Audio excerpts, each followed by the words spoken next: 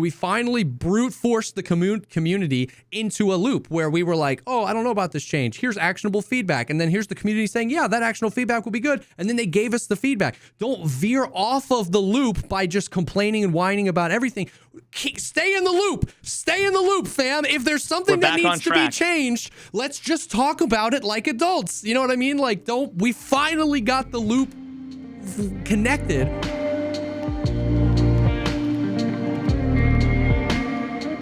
What's up, everybody? Welcome to the podcast, the show dedicated to talk about all the progress things in life, like music, content creation, and video games. I am one of your co-hosts, JesseKazam, and today is the best day in Tarkov history. Mm-hmm. And you are? And I'm happy. Hey! Oh. Veritas is happy. Oh my God, this is the best day ever. Dude, I mean... There's so much to talk about. There's so much happened in the last week. Let's start with your video first before we start talking about like the changes, because once we start talking about the changes, we're never even going to stop. We talked last week about you like wanting to make the video and like you were considering about making a video. Last week on the podcast, you talked about the 20-page intro that you were like, I scrapped it and I don't even know if I'm going to do the video. A few days ago, you published the video, so you were just like, F it, I'm just gonna get this out shorter. Like you had even mentioned the video, it's shorter than you thought. Than you normally, like you scrapped some pages. You were just like, I'm just gonna get this out. Dude, you know what the craziest thing is? It's the video I'm least proud of. I hate it. Dude, I that's why I wanted to spend like 5 minutes talking about this, because I think, and I don't know if you've been able to like retroactively dissect this at all, but like as a watcher of all your videos, this one impacted me more as well. And I knew that, and I could tell in like your voice and in the script that you were like kind of just like whatever. It's it's not even that so much as when you write. I had a 58 pages or something, I think, maybe 38. I don't know. A lot of script. Yeah. And I kept I was struggling to figure out how I wanted to tell this story and make my case. Because the whole point of the video was not to say, here's what needs to be done. Yeah. It was saying, can we all agree something is wrong? Yeah. And as long as we can all agree something is wrong, then now we can have a discussion. Yeah. And but in writing it and changing it and editing it and moving it around and getting frustrated, deleting it, moving it wasn't as coherent as I wanted it to be. Yeah. Half of the clips were not the clips I like wanted. I just couldn't find them in time. I gave up. Like it was in so many ways the worst video I've ever made. Yeah. And it just had a montage at the end that put everybody in the feels. Well, not only that, I think that's true. That it really did. That really did. But I think on some level, we're never going to be able to quantify how much any of these things are.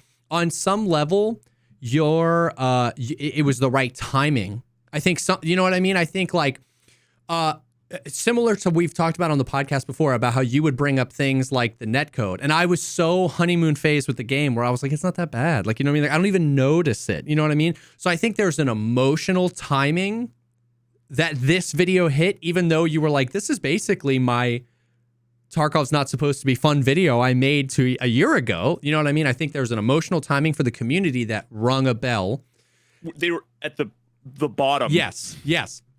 Additionally, I think the main points you wanted to make in the video, you stuck the landing on those so well that if some of the other clips weren't fine, or if it was a little uncohesive on other places, you stuck the landing on the main points of the video so well. Like the Call of Duty montage was so good, because that's such an affront to like the gamer mentality. COD bad. Really, it's period. COD bad. It's not even, it used to be COD bad, Tarkov good, but now everyone hates Tarkov. It's COD bad, Tarkov bad. Just don't be like COD.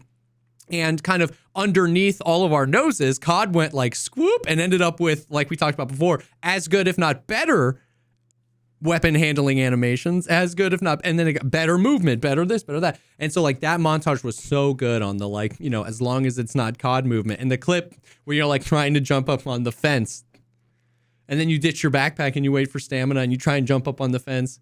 And you try and jump up on the fence, and then you cut to a clip where you're running in COD, and you just mantle over something. You just put your hand down, you slide right over it, and it was like you get the stank face. You're like, oh, the visual was so good.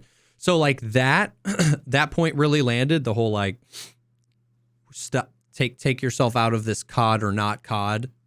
It's like just give us good movement, and I think. So when I commented on your tweet, I retweeted it, I did a bunch of the stuff and I said it, but I want to say it again because I saw so many people, and I'm in this category, which is why I don't mind calling these people out. Up until 3 days ago, I was literally in the category where people, when they talked about old Tarkov, I was the one that said rose-colored glasses, bud. Like, rose-colored glasses, bud. And I think what you did really well is you brought it into like, early in the video, you said, like, I don't just want old Tarkov.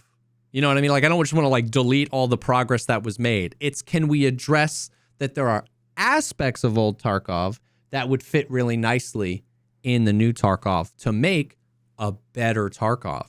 It's we've lost an essence that on top of the new game would be so good, would fit so good.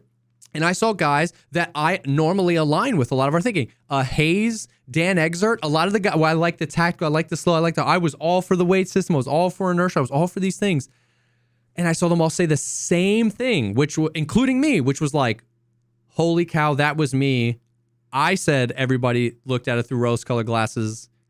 You changed my mind. Willers said the same thing too. Willers was like, his tweet was like, you've convinced me, bring back old Tarkov, baby.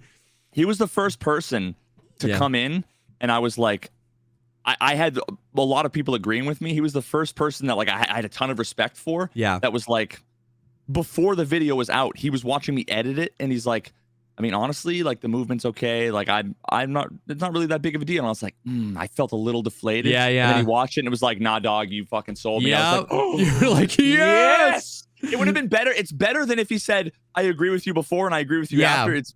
That I changed his mind. Yeah, because what you never get to do in Twitch chat is collect all of the thoughts and put it together. You know what I mean? And so I'd watched it in its entirety multiple times. My jaw was on the floor. The amount of times that those clips, it was such a good visual and auditory video. Like I said, maybe you didn't get all the clips exactly how you wanted, but it was so visually engaging if you play Tarkov a lot. And I think a lot of the haters of the video, and this is like a real statement. Like I was all four of them. Yeah, I was gonna tweet. Well, haters of the changes. A lot. Okay, so I was gonna tweet this early, and I probably will later. If you're saying right now that now it's just like old Tarkov and everybody's bunny hopping around and every gun's a laser beam, what you're doing is you're showing the rest of us that you didn't play Tarkov back then. Because what we have today is not like that. It's what we wanted all along, which was something in the middle. And so like the people that are struggling with some of these changes or the people that were struggling with your video clearly didn't play back then. But like my jaw was on the floor because I was presented with my own like, you know, I was always defending it. Like, oh, no, rose-colored glasses. That was, all those things were broken back then. The stutters, the guns were too laser beamy. But the amount of times, and it was like you did it for me, Veritas, the amount of times you made your stamina bar so big, and like, you'd have 50% of your stamina, you get shot once, and you're in the red. Well, then you get up from your crouch, you're in the red. You this, and then those old clips, bro, you're like, those old, even when you didn't have the stamina bar big, I'm looking down in the bottom left hand of the corner, and you're like, pow, pow, arm, leg, arm, stomach, arm, leg, and your stamina is just super gradually going down. And my jaw hit my desk when I saw that because like I was finally confronted with like I was emotionally defending all these changes, being like, oh, old Tarkov, rose-colored glasses, but simultaneously daily mauling about not being able to move or maneuver in this game. And I think that was really what made it click for me, was like, oh, there were parts of old Tarkov that were just so much better. And we don't have to go all the way back, but we can bring these things. Cause that's what you allowed me visually to arrive at your point without you having to say it. And then you said it, and that drove it home. And through the clips, you allowed me to arrive at, oh, but today's Tarkov with that movement would be so good. When I was watching those clips, and then you were like, yeah, this is what we want. We want today's Tarkov with this. And then I was like, I was so sold. I was so convinced. It was so good. So yeah, bravo on the video, man. Like I know, and I knew before this podcast that you were going to be like, I'm not super proud of that video. Like you're proud of what the video did, obviously, but I knew, we've talked so much about YouTube. I've seen so many of your videos. I knew that wasn't a like proper Veritas exports that and goes, my magnum opus like this. I love it. I knew it. Yeah. But it was so good. Yeah. I mean, that's kind of like one of the things I've talked about for a long time too, is like I actually kind of learned this from Carl Jobst, where he basically said like the best work isn't the most successful work. Yeah. He's like doing 80% of what you want and 20% of what you definitely don't want usually is like is like the maximize, like a clickbaity title and a thumbnail, but like a good, like just things like that. I got a perspective on this that I've never had before. I learned so much, and I don't think we have time for it today, but maybe we'll talk about it like next time or something. I streamed 14 hours that first day the video came out. Okay. And then after that, I went and I watched 4 VODs of 4 different streamers watching the video. And paid attention to what people in chat were saying and what the streamers were saying and how they were reacting to it. Yeah. Because it's an opportunity, very much like when you kill another streamer, you get to see 2 perspectives. Yeah. It was the opportunity to see how are people consuming my content. Yeah. And there was so much that was kind of mind-blowing. I believe that. In all, and after that day, I think I probably watched 7 or 8 full watch-throughs of people reacting, and you'd be surprised how many moments. There were a couple moments where I really wanted to like drop the hammer. Yeah. And actually I think I failed a little bit, because that's when they would all start talking or commenting. Oh, interesting. Or the people in chat all are the same. They would all say the same kinds of things. You learn a lot about the pacing of your video from a consumer's perspective. The same thing happened to me. My one claim to fame is when I made a video on inertia. I had taken a bunch of footage days before the patch 12.12 when they added inertia, like very specific, stand here, run to here, have this much weight on. I had a bunch of before. They added inertia. I did a bunch after, and I did like a comparison video, and Summit watched it. And chat was like, yo, Summit watched your video. So like I went and watched his VOD, and I was cringing the entire time, because watching someone watch your video, then you're a consumer all of a sudden. And I was like, this intro's way too long, Jesse, what the heck? But when I'm exporting it, I'm like, ooh, this is great. And so I know a little bit of what you're talking about. You see them start to fade, and it's like, Casey, you you see the eyes glaze over, and you're like, no, like, yeah, that's a really interesting perspective. One good example was the whole while I was jumping up on the fence thing. Yeah. Everybody was laughing at jumping up on the fence, saying, oh, that's so fucking hilarious. And I'm talking and I'm saying like my punchline I just built up to. Important things. And the visuals distracted from the message. Well, it not that distracted, because what I should have done was have moved that 40 seconds later. Yeah. So that while I was talking, I was walking towards the fence, and as soon as I am done talking, I start jumping and just let the clip speak for itself. Yeah. You know? So little things like that where I'm like, ooh, I that's interesting stuff. I cringe a little bit where I'm like, damn. Another really common one was I prefaced the whole thing with, and this was a part of me editing, re-editing, moving, editing, re-editing, move. Yeah. Where things were not in the perfect order that I wanted them to be.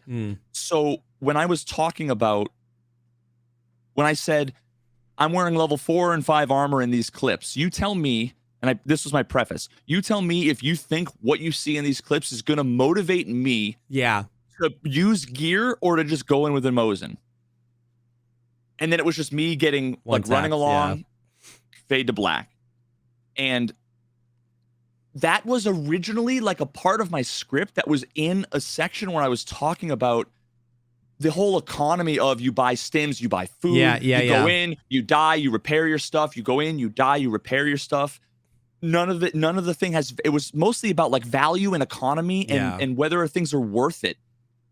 But it kind of just ended up being in the middle of a section where I was talking about armor, effectiveness. So everybody walked away, like all the comments were, what does he expect? Of course, he got one tap in the headshot. Wouldn't help you. Yeah, I kind of got that point, but because we have, 150 hours of talking about this, so I was able to. But I can understand how that.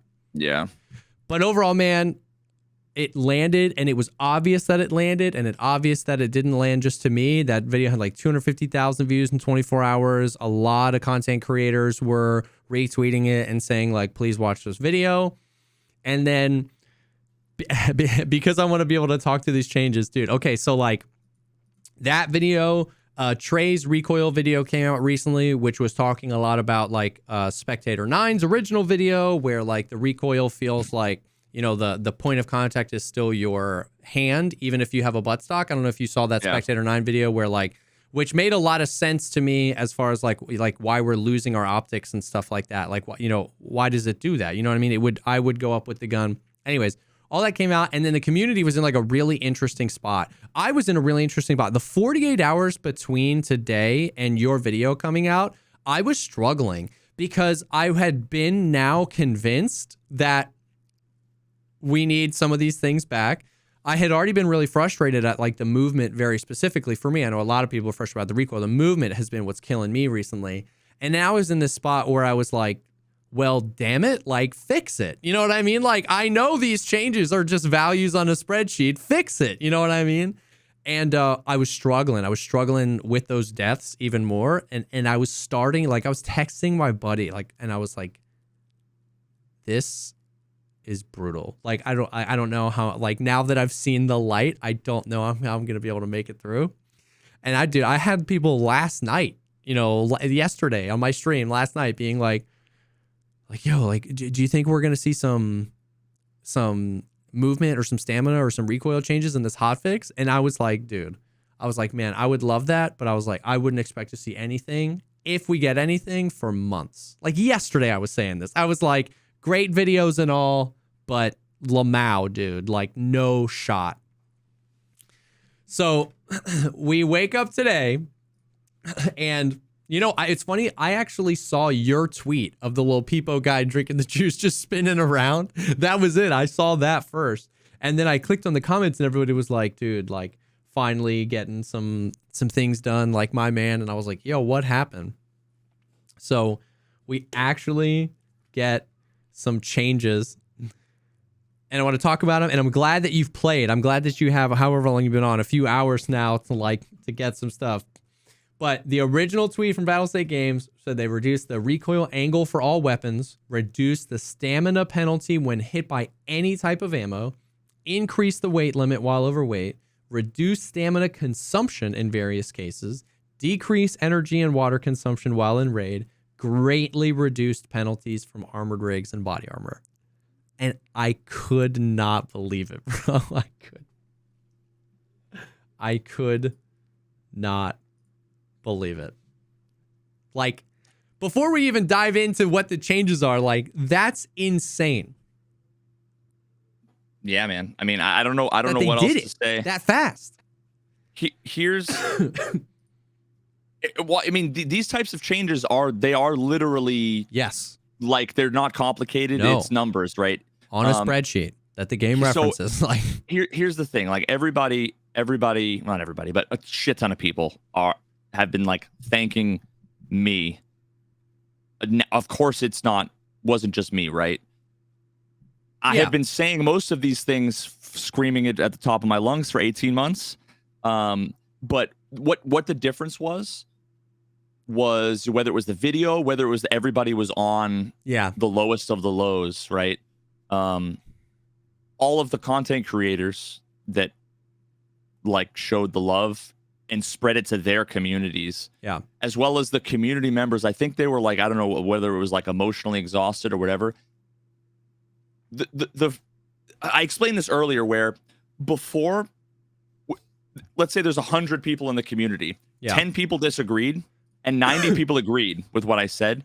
But 80 of those 90 would agree like this while watching, like, yep, totally true. I've been feeling the same shit. I've been feeling the same bullshit, struggling with money, struggling with fights, struggling with endurance, frustrations, whatever. Yep. And they are kind of silently in agreement. And 10 people of the 90 agree.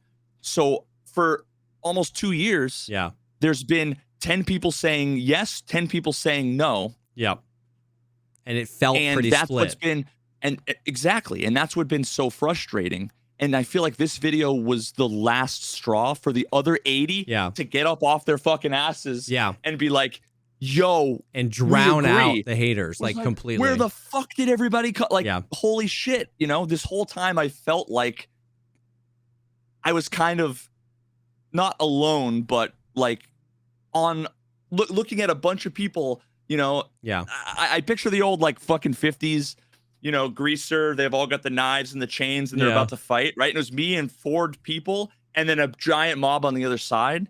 Yep. And this video releasing was me looking around and then seeing the 7 million, you know, coming behind me like, we got your back. Yeah. And I think all of that together, for sure, plus all of the other content creators, is what this, like, it's so fucking cheesy, but it literally was the community coming together behind for sure the messages of a few of us.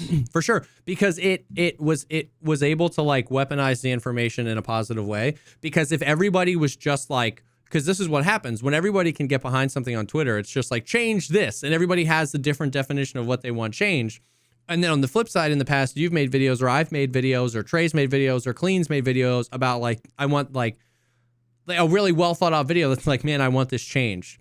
But if there isn't a response to the video, then it never makes it to Battle State Games. And if there's a response, but no actionable information, then nothing happens. So it really was, the video was such a specific and pointed and targeted, like, just watch, just look for yourself and see how different it is. And what was great about the video was, and reference it against the Raid series, which is literally what, because that's the thing, is that like, you could say old Tarkov isn't what Nikita wants because they changed it. And you can say new Tarkov is what Nikita wants because it's what we have. But all those are arguments and whatever. But to actually have like Nikita give us what he wants in a, you know, multi-million-dollar budget thing, like, this is what I want it to be like. This is what I want it to feel like. This is what I want it to. And then for you to be like, look at these MFers, dude. Homie gets shot in the hand and just, you know, puts the gun on the arm. Like, I don't want to be able to rest my gun on my arm. I just want to feel like that guy. I want to feel like an operator. And so it was just this like perfect. The community responded. The other content creators responded. And it was actionable. And don't forget, Nikita, like, Nikita responded. And I cannot stress enough, because he gets so much shit. Mm-hmm. You know, it's basically like me, Clean, and Nikita, you know, probably get like, I don't even know how I would compare them, but like just tons of shit. Yeah. And I have to say that I genuinely want people to understand he gets it, and he gets it more and more every time we talk. Yeah. He genuinely cares. Yeah. And he sees it. So, like, so many people are like, I'm not really looking forward to, I don't think the changes are going to come. There's no way. Nikita doesn't give a shit. And I can't tell you how untrue that is. Yeah. So, which is good to hear, because I think an easy position for you to take, and I think what a lot of people want to take because they love drama, is for you to be like, okay, yeah, I got it fixed. Nikita doesn't know better. You know what I mean? Nikita, you know what I mean? That's the easy thing to be like, yeah, I do know better. And Nikita, you know, but to say like, it wasn't a fight with Nikita. It was just finding the way to communicate the right thing to show. And then that his response wasn't like, fine, you babies, but was like, oh, shoot. Yeah. You know what I mean? Like, I feel like that's really important to know that distinction. You know, that Nikita wasn't just like middle finger, I'm tired of the complaining, change the numbers on the spreadsheet, but that he was like, I get it. I understand, you know, we're trying to take the game in this direction, and it's valuable to hear feedback from people who put together actual feedback. Let's make the change. Let's do it. Let's see how it goes. You know what I mean? Yeah, and before, when I was talking about the 90 versus the 10, before Nikita was looking at the feedback, right? Whether it's Reddit, forums, whatever, and he sees 10 people say yes, 10 people say no. And it's like, well, maybe if I change something, people are going to be mad. So maybe I don't, you know, I have my own plans. We're just going to go ahead with it. But then all of a sudden, if you see 90% be like, we want this thing and we feel strongly about it, it's like, oh, okay. Oh, you know, so this is why, like, people need to, the moment you guys get toxic and like shitty, you know, like Nikita tweets out like, hey, look at my new puppy, and someone's like, fix your fucking game. It's like, okay, you've made it less likely, you know what I mean? That he's gonna fix your game for you. Be vocal and be constructive as much as you can, and this proved it. Yep. You know, Tarkov isn't a democracy. It's up to Nikita. Yeah. But the more you know, the more you understand, the more perspective you have.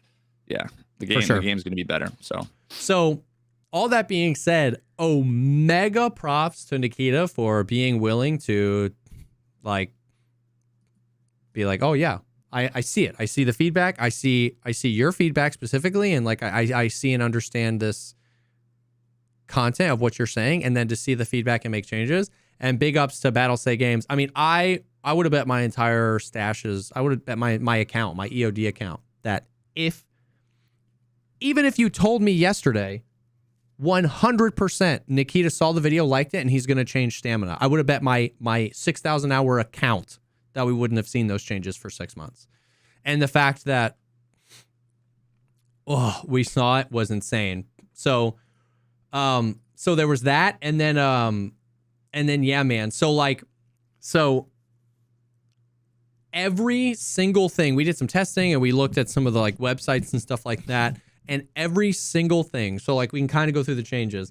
The stamina, which by the way, I tweeted this out, and I tweeted out, I know this patch will go down in history as the recoil patch, but to me it's the movement patch. Like, I'm glad we did some recoil stuff, but this is the movement patch, dude. Literally every single thing that affects your stamina was lessened.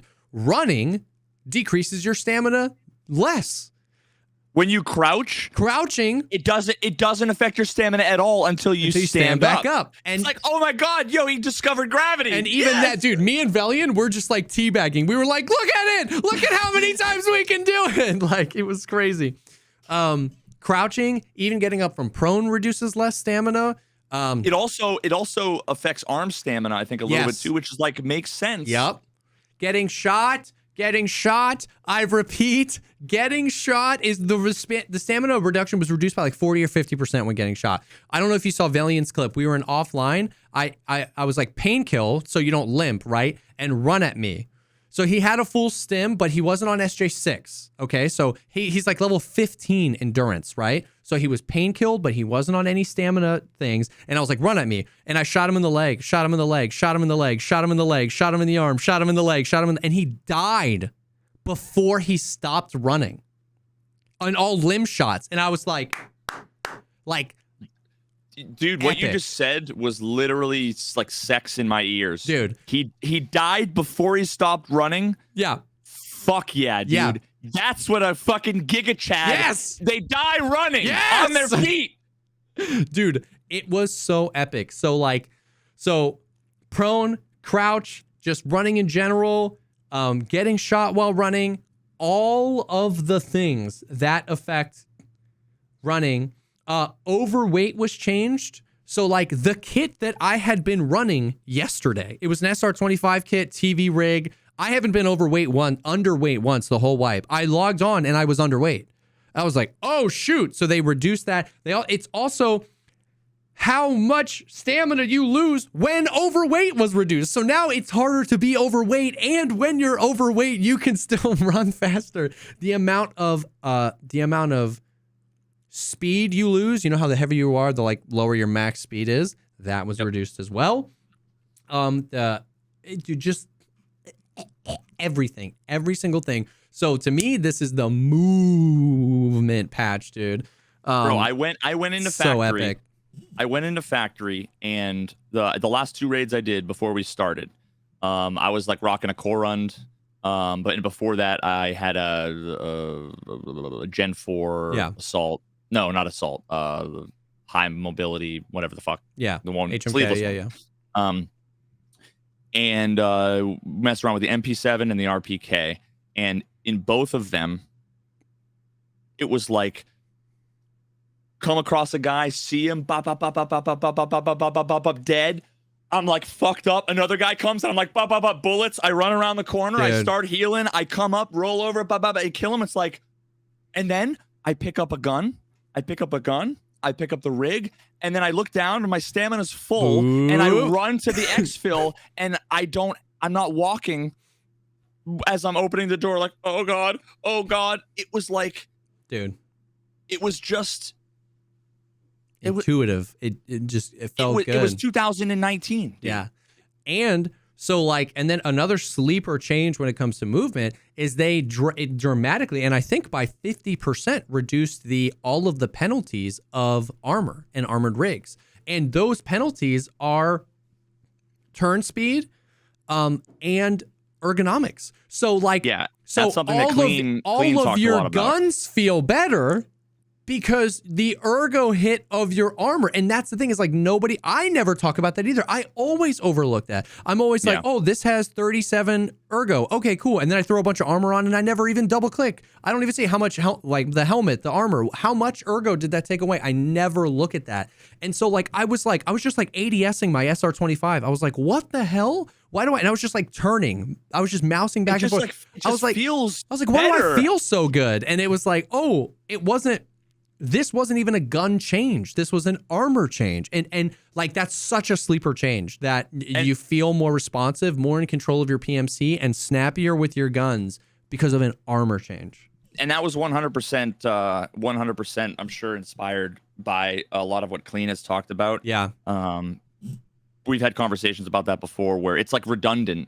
You already have the weight penalty to your movement, and that already like slows everything down. So having an additional penalty, it's just redundant. Yeah. Oh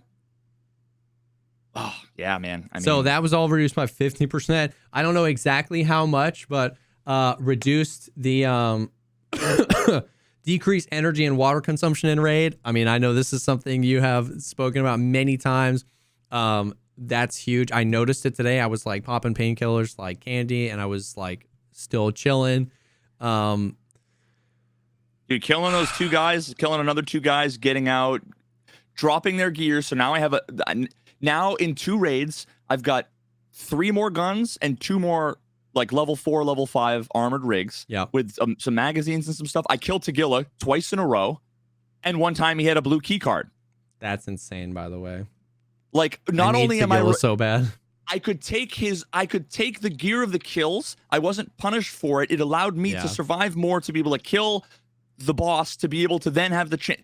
Like, I wish you could imagine being able to sell that key card for 12 million rubles, and how different of an experience. You know what I mean? Like, yesterday I had 186 rubles. Yeah, exactly. Imagine being like, yesterday I had no gear and 600 rubles. They make these changes. Now I have 10 million rubles and a stash full of gear.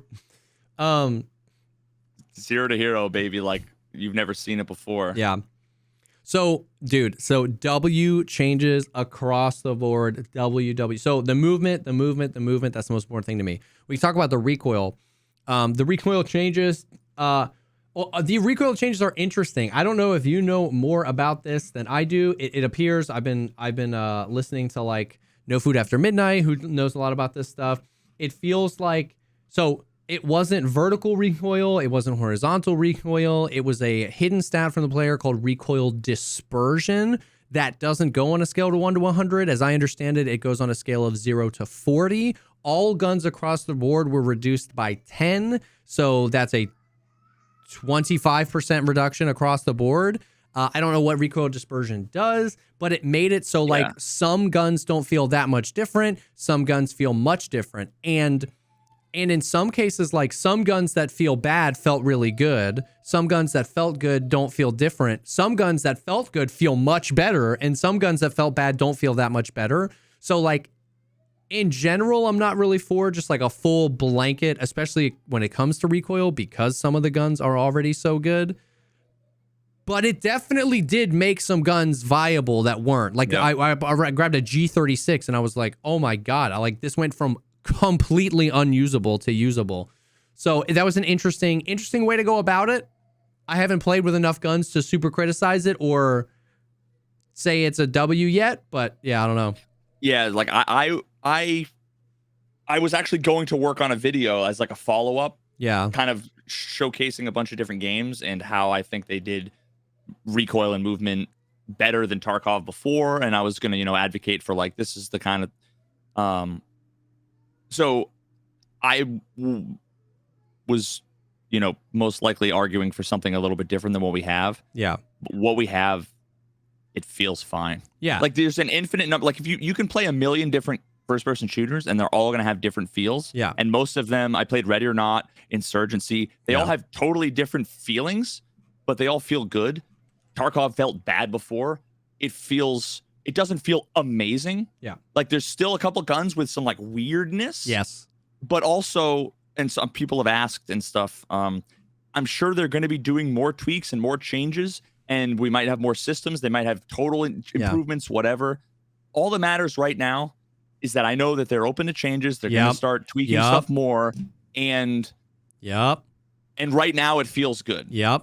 So I'm not going to I'm not going to exactly overly. Oh, Nikita, can and you there's fix this? so many people doing that. Dude, there's so many people be like, well, I know we just had the best, day ever, but actually this gun, and it's like, dude, when are you going to fix the audio, though? Take a day, take a few days.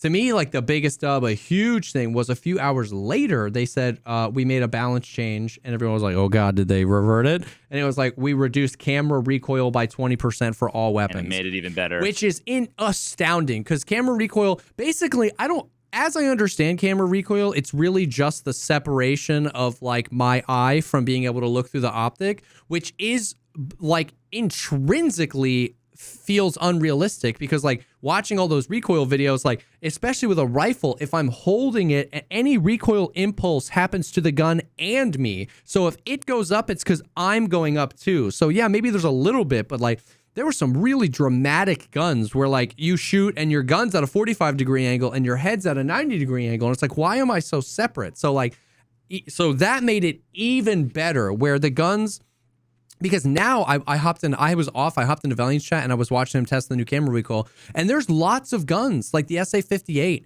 The SA-58 still like wiggles when you're shooting it, but you're so much more attached to the gun that it's like, I could make that work. Like that's not a laser beam, and that's not 2019 FAL. The 2019 FAL, you could shoot people from 80 meters away, just headshot, like full auto. That's not the 2019 FAL, but it's a hell of a lot better than yesterday's FAL. There's slightly less recoil, and the camera recoil, I'm so much more attached to the gun. Like I could make that work. So, but in the MP7, like within 25 meters is like, it has some nice natural little bit of bounce back and forth, but it's like a laser beam, but it should be, because it's a submachine gun. Yes.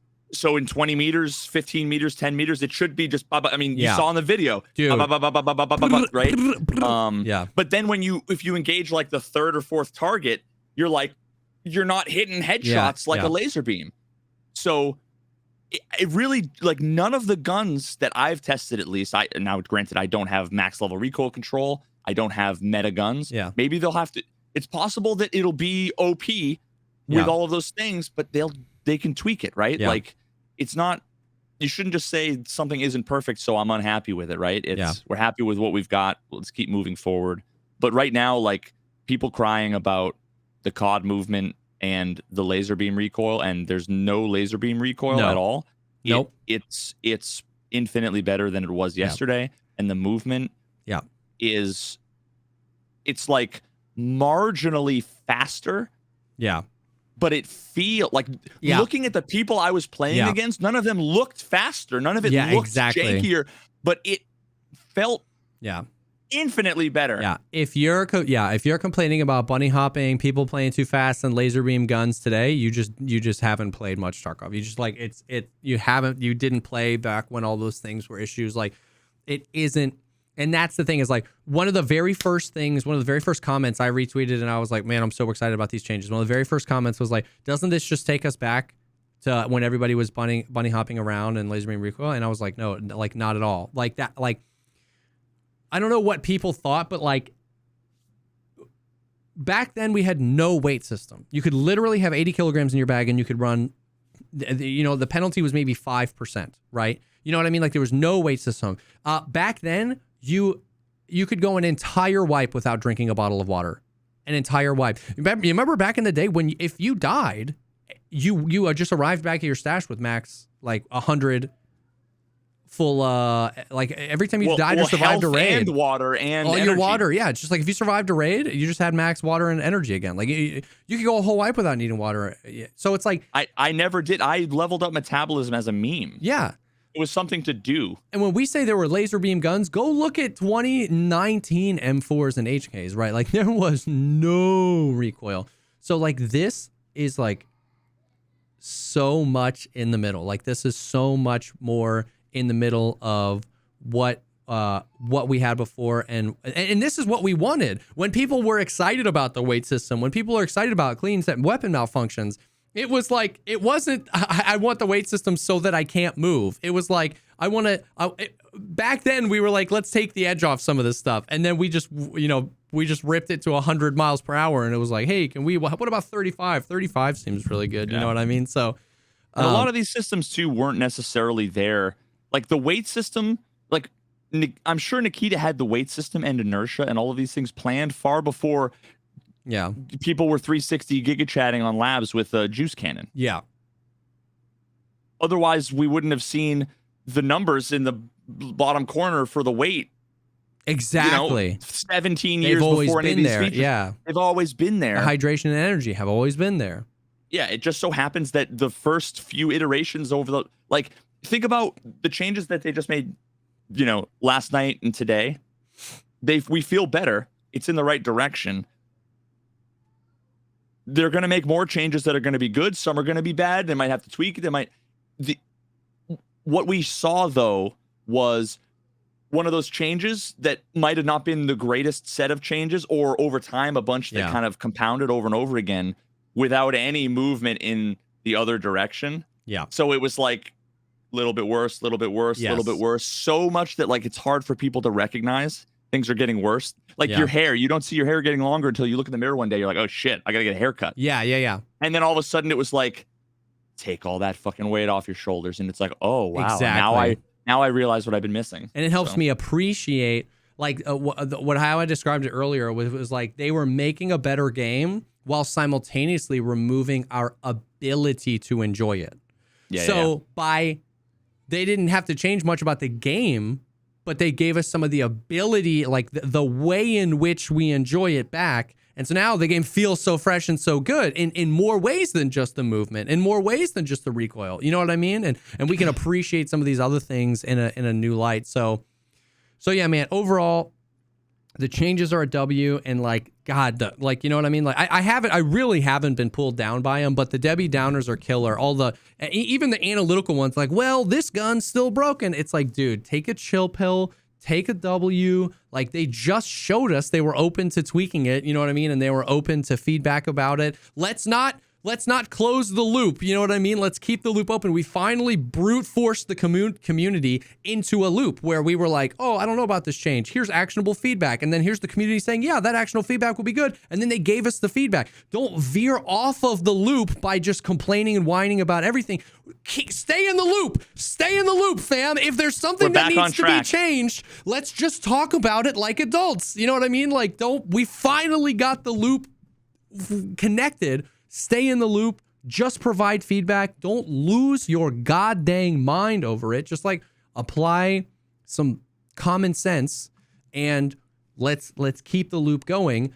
Yes. Are some guns still OP? Yeah, sure. Do some things need to be changed? Yes. Would I have loved that a part of this movement thing is that I don't go down to 1.5% movement speed when I leaf touches my left elbow? Yes, I would have loved some of those changes too. But let's take a W here. You know what I mean? And like, and the people who are, you know, I've seen a bunch of people who are like, well, now all the Giga Chads are just going to be able to move so fast. And it's like, dude, once again, you don't understand. Like, Rengar's already elite strength and endurance. Velian's already elite strength. I'm already most of the way to elite strength. We were the ones that were already moving really quickly. It's you that benefits from this more than me. Like, you know what I mean? Like, now you can run away when the Giga Chad shoots you because you have actual calves and can run. Like, it's the casuals benefit from this movement change so much more than the Chads. Yeah. Like, it's crazy. So I don't know.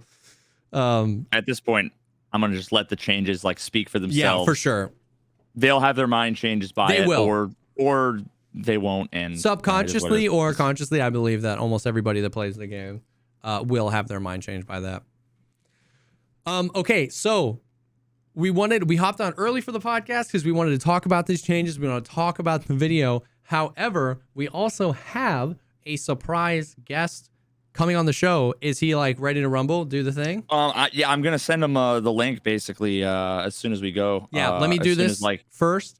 But but we have a surprise guest. I'm super excited. But before we bring him on, I do want to once again thank you guys so much for the help and just for like supporting the podcast. It's so sick. We do want to take a second and thank the sponsor for this week's episode of the podcast, and that is Factor. So Factor is basically get pre-made, ready to eat food delivered to your door on a weekly basis. So it's a whole nother step of not even having to cook the food.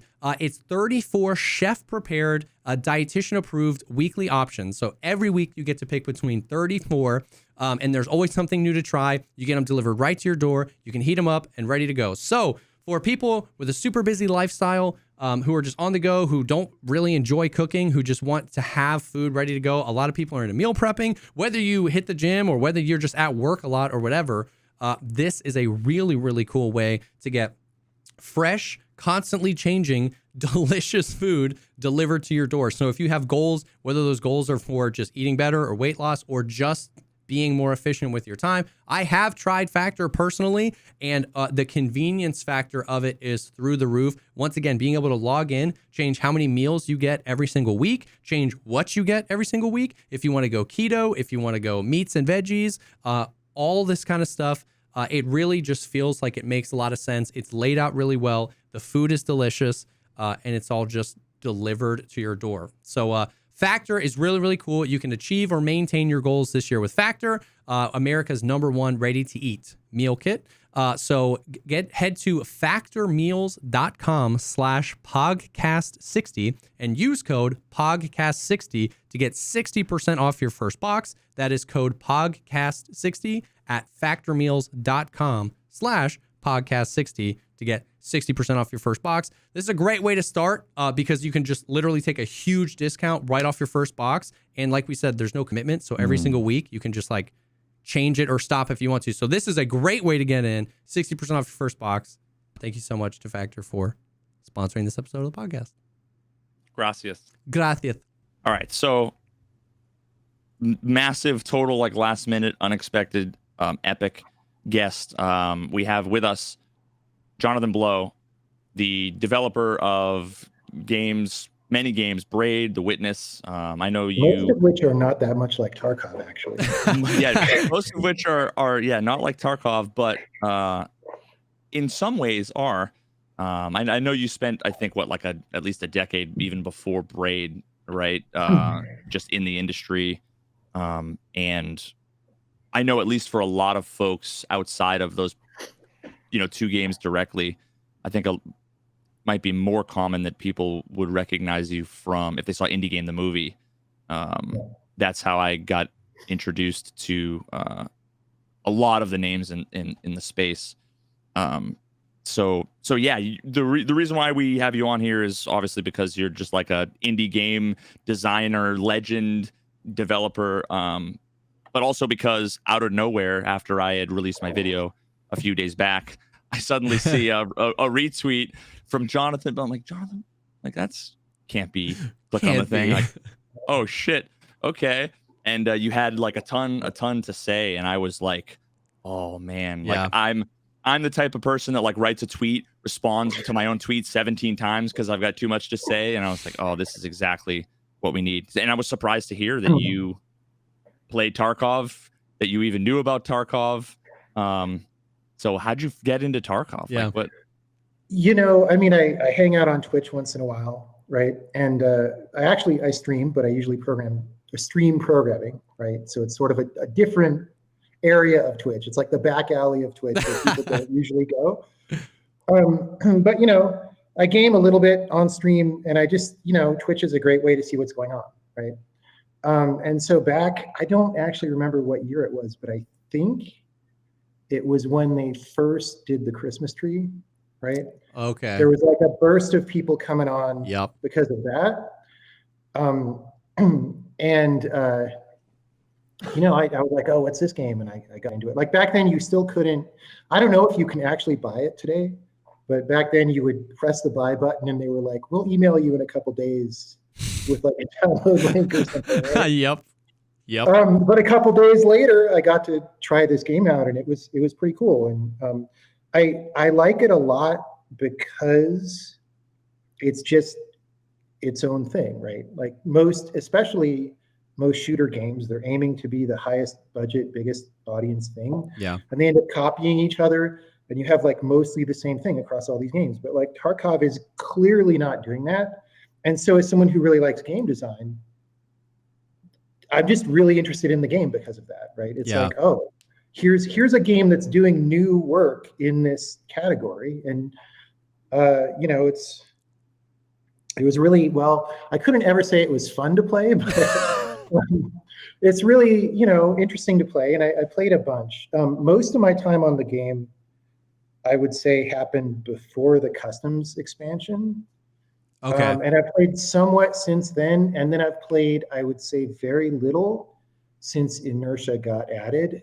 And I don't think that's a coincidence, right? Like it felt really bad to move. I don't know how it feels today, right? I don't know if the new settings.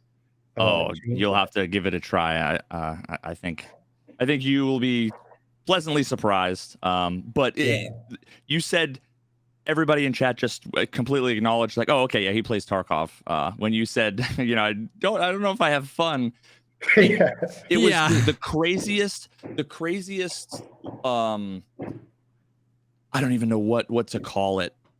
Not coincidence. It felt like almost a weird cosmic overlap when I saw your retweet with your comments, and then I was like, pulled up a couple of YouTube videos, and there's a 7-minute clip from, I think, 2012. It's like 10, 12, 13 years ago. And I swear to God, you could have been, if I had bleeped out Braid, you could have said Tarkov and everything you said would have made sense. And actually, like 2 or 3 of the exact phrases I used in the video, you used in the video in the interview like 12 years ago, that I almost like, did I see this? And then subconsciously remember it.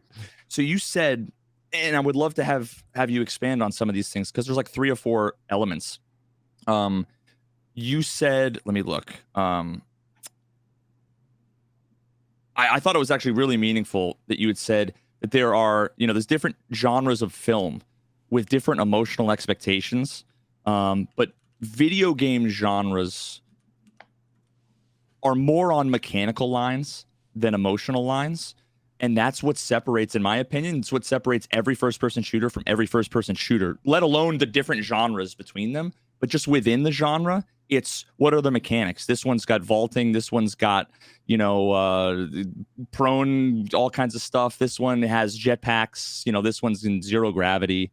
Tarkov, I feel like, was one of the first that I played, at least, that had almost that emotional genre difference, in very much the same way that, like, Saving Private Ryan, you play that game or you watch that movie, it's not a happy-go-lucky, enjoyable, fun movie. Yeah. You want to feel kind of like shit, but also you want to feel like some patriotism. Like there's so many other elements. It's not about enjoying the movie. And I feel like Tarkov is like that in a way. Yeah, I mean, I do feel it's different from most shooters in the way it creates mood, right? Like the mood, Tarkov has a very consistent mood of the world. And the thing that really works about it for me is I think it's more subtle than some other games. Okay, I'm going to get in trouble because I'm going to name games that I know people who worked on them, right? But like I can think of games from the past that very explicitly had an agenda of doing this kind of thing, and it came out like just kind of shallow and like not that real, right? So I'm thinking of like Spec Ops: The Line, for example. Yeah.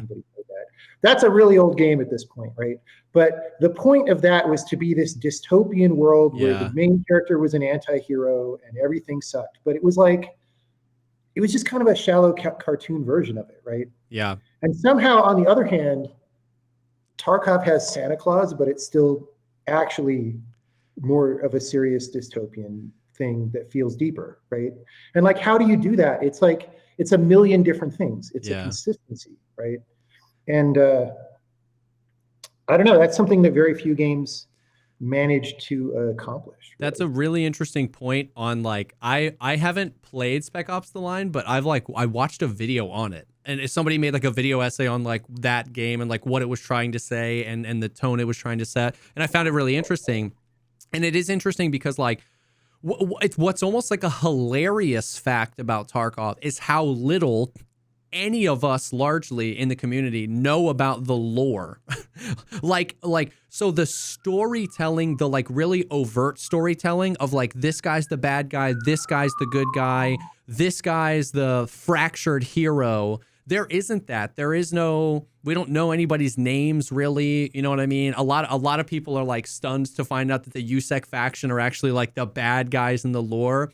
And so it is interesting that Tarkov is able to like give you that, or at least a part of that experience without the very traditional like narrative of like, who are you and where are you going and why are you trying to get there? They do it all like experientially. I don't think that's a word, by like allowing you to share in the loss. You know, when you die, you lose everything, you know, suck it, middle finger to you, figure out a way to do it. And I think like they've been surprised at how much that resonated with people because of how different it is. But that's just a really interesting point that it's like the whole experience they've been able to give has almost been like sans narrative.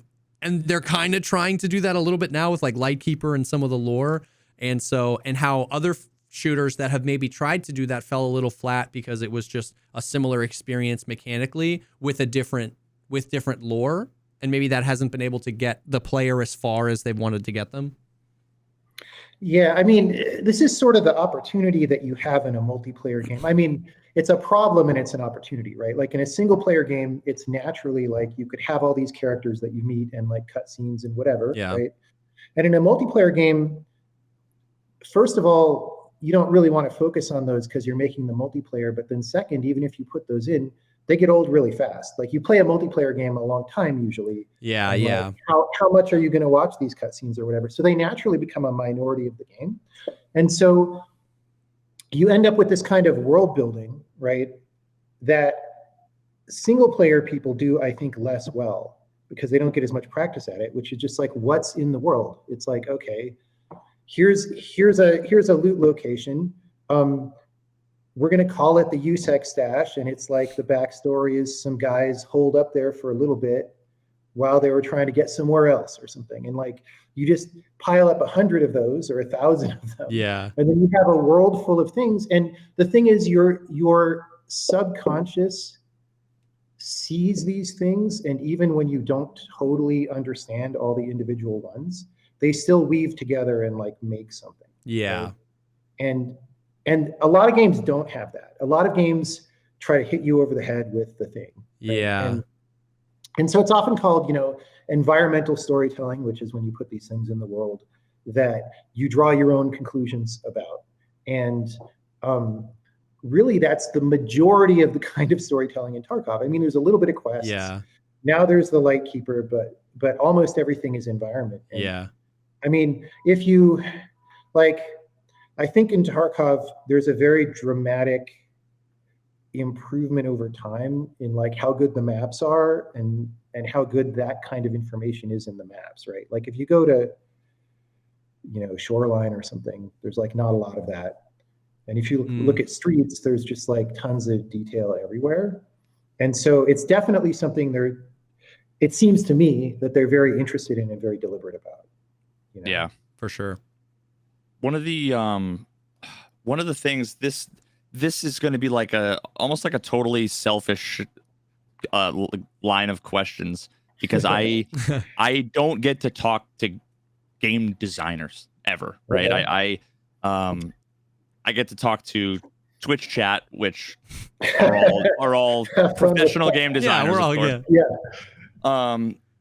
And so, but I've always been fascinated and interested in tried to focus on what aspects of games make them good that aren't obvious.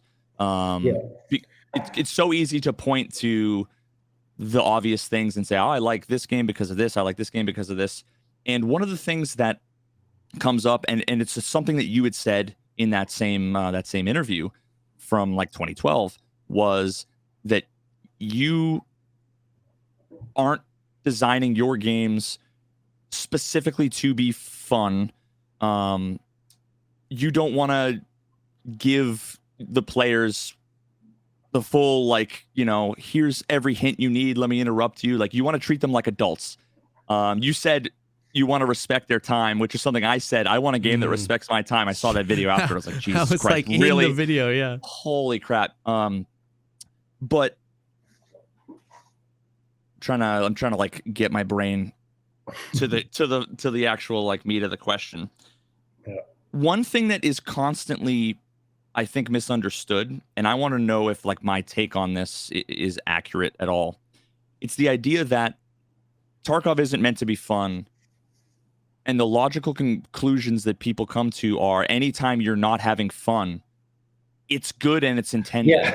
Yeah. And no, I mean, that is a thing. So there's even simpler versions of that, right? So even ignoring the big question of fun, not fun, you can go to any simple mechanic, like, I don't know, like, my brain is blanking right now. But you like, for example, some justification for why the movement has to be slow, right? Yep. Yeah. It's like, well, we don't want people to just blaze through the map. We want sniping to be viable, right? We want, whatever list of things that you can get, right? And the thing that happens is, if you're not a game designer, it's very easy to look at the goal, which was like, oh, we want sniping to be viable or whatever, right? Or, we don't want fights to look like Call of Duty where you're running around with a chicken with your, or like, what's the game? Oh God, I'm trying to remember the name of this game. Hyper something. Hyperscape. Hyperscape, yeah. Hyperscape. Oh my God, dude. I Alt F4'd out of that game after like the second fight. Because just like indoors, guys are like bouncing off the ceiling all the time. It was absurd, yeah. Yeah, I couldn't play it. So you have that goal, right? And then you have in the game some way that goal was attempted to be accomplished and possibly even accomplished, right? And then people will use that as a justification anytime you get into an argument with them, which, by the way, the prerequisite for being a game designer is you got to be a dude with opinions about what you don't like in games, right? Because that's how you do something that other people aren't doing. And so that's who I was way back when I was a teenager or someone. I just had a lot of opinions about games, and then eventually I just turned that into designing them, right? But so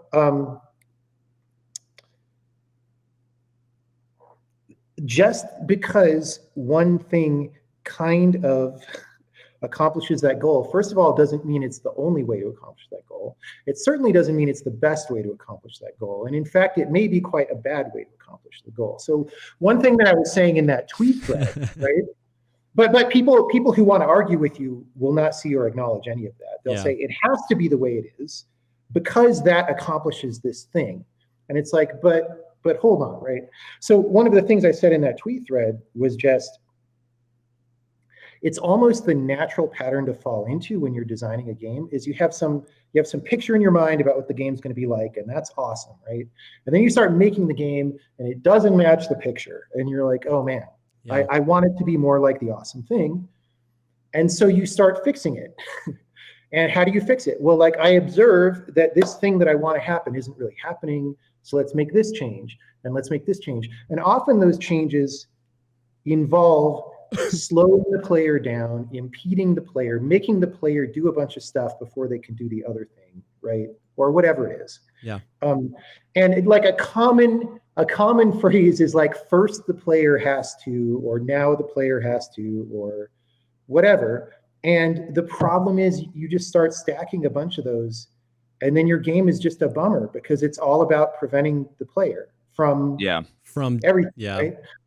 And now, but step by step, each step was maybe justifiable, but then you got somewhere, like, you know. And so what I was saying in those tweets was, there's a kind of a magic where sometimes you can take a step back and you can see, like, okay, I'm trying to do these things, and I had these initial ideas that are like, okay, thing A, I'm going to solve with, you know, getting in the way of the player A, and thing B, I'm going to solve by getting in the way of the player B. But sometimes you can step back and be like, wait, now that I have more experience thinking about this game, there's like, if I change this one thing that I wasn't even thinking about, it fixes like 3 of these problems, right? It's like a nonlinear way of attacking the design. The best engineering, when you find some elegant way to like fix a bunch of stuff all at once. Like, and it feels like, no, go ahead. Oh, go ahead. I was just gonna say, no, I totally track what you're saying, and it feels like exactly just like one thing not related can positively affect 3 things that you didn't realize. The reverse happens, where like, if it's like almost like too easy of a solution, where it's like, this is a thing I don't want the player to do, let me just hit it on the hammer, on the head with a hammer, and it'll stop that thing. It's like, well, where does that spider off into? And like, the phrase in your tweet thread was, the problem is that X1, X2, and X3 almost always take form of frictions the player must be born by, or it must be borne by the player. And that, like, in the context of Tarkov, when we were watching Veritas's video and talking about it, it was like, I feel like that almost was like literally, like I felt like I was playing the game in molasses. I felt like I was like I was dragging my player along to do what I wanted to do. I almost felt that word friction, like physically. I was like, I feel like in anything I want to accomplish, I am immediately, and the status quo is I am impeded in accomplishing that task, and I must overcome. And at a macro level, that might be good on beating a game or beating a boss or getting to a particular place, but on like spawning in and just traversing, I felt that friction, and it was just like the way that you put it. As a longtime player of Tarkov, I was able to just so easily reverse engineer all these things in a vacuum, inertia, the weight system, all these things that might be good additions to the game, but in a vacuum to address a specific thing might even be an elegant solution or a good solution or the best solution. But at the macro level, all of these things came together, and just like without realizing it, the analogy Veritas just used before you hopped on is, you don't, like, your hair grows every single day, but you don't realize it until you're just like, I need to get a haircut. And I felt like that was just what happened to the Tarkov community over the past 48 hours. We all just looked in the mirror and went like, I need a haircut. Like, I can't do anything. Like, yeah. I mean, 2 things to say about that is, one is there's a flip side to all of that, which is, this is also why games can be really hard to tune, right? Because you change one thing and you think you're addressing one problem, and it changes like 7 other things about the game. And like, now you're like, oh man, right? And but the other thing is, you guys sort of have it better than everybody else, and also maybe worse. Let's say worse because you spend so much time playing this game. You have way more investment in it, so you suffer from it. You suffer from the problems more, but you also have it better because you have so much time on the game that like you're adapted to it and you can deal with the problems better. So like, my experience with Tarkov, it's very valuable as a designer to just think about like what happens when somebody first sits down to play your game, right? And my experience with Tarkov, even back before all these changes, it's very hard as a new player because like, you drop in, you have some starting gear, which like back then you had more than today, I think. and then you probably die, right? So you had some gun, like say I pulled out my M4, I died with it. Oh, I can scav. Scav has like, you know, the AK with no dust cover, no buttstock or whatever. And you shoot 4 bullets and you're looking at the ceiling and it feels totally different than the M4 that you were just shooting. So like as a player trying to build the muscle memory, it's very hard already, right? Because and like the design of the game is like you probably don't even use the same gun twice in a row until you've played like 17 raids or something. Like I don't even know. That's very hard to deal with, right? And the key mappings and stuff. And so one thing I didn't get into in the tweet thread about the stamina, which you know, was one of my least favorite things last time I played, was how, you know, I'm low on stamina and like I'm trying to do stuff and the game just doesn't do that stuff. Yeah. But there's no indicator that it was because I was low on stamina, which again, I had enough hours in the game that I kind of knew to look down at the stamina bar and stuff. But a new player is just going to be like, well, half the time my guy doesn't really do stuff. They're going to make sure their keyboard is plugged in. Like they're going to think something's wrong. And it's extra bad. Well, because there's also mistakes you naturally make, right? So going back and forth between like, you know, what games was I playing before and during, like PUBG, like Blackout, like whatever other Battlefield and whatever. Like prone was maybe X in some of those games, and like double tapping control in other ones, and like C. And like, so maybe sometimes you're fat fingering and sometimes you remember the right thing. Just like as a new player, these are all these mistakes that you make. And then the game not doing the thing on purpose, you don't know if it didn't do it on purpose, or if you hit the wrong key, or if you were just confused and panicking because you're getting shot at. Like it's a very hard new player experience. So that's one reason why I'm in favor of a lot of these changes, because just like if you can control your character better, it just helps with all of this stuff, right? It allows you to focus on the million other things that aren't in other games, like having magazines, knowing how many bullets are in them. Like there's so many things you have to focus on. It's impossible for new players now, I'm sure. It was already impossible for us back then. On the same topic, I think it's kind of sort of fascinating in a way how, I don't know if this happens in other games, how I feel like the experience, the learning, the honing of skills, abilities, of knowledge about the game, better or worse, the game, I don't know that it could function without the content creators around it and without like the wiki. I don't think it could. No, I don't think it could. And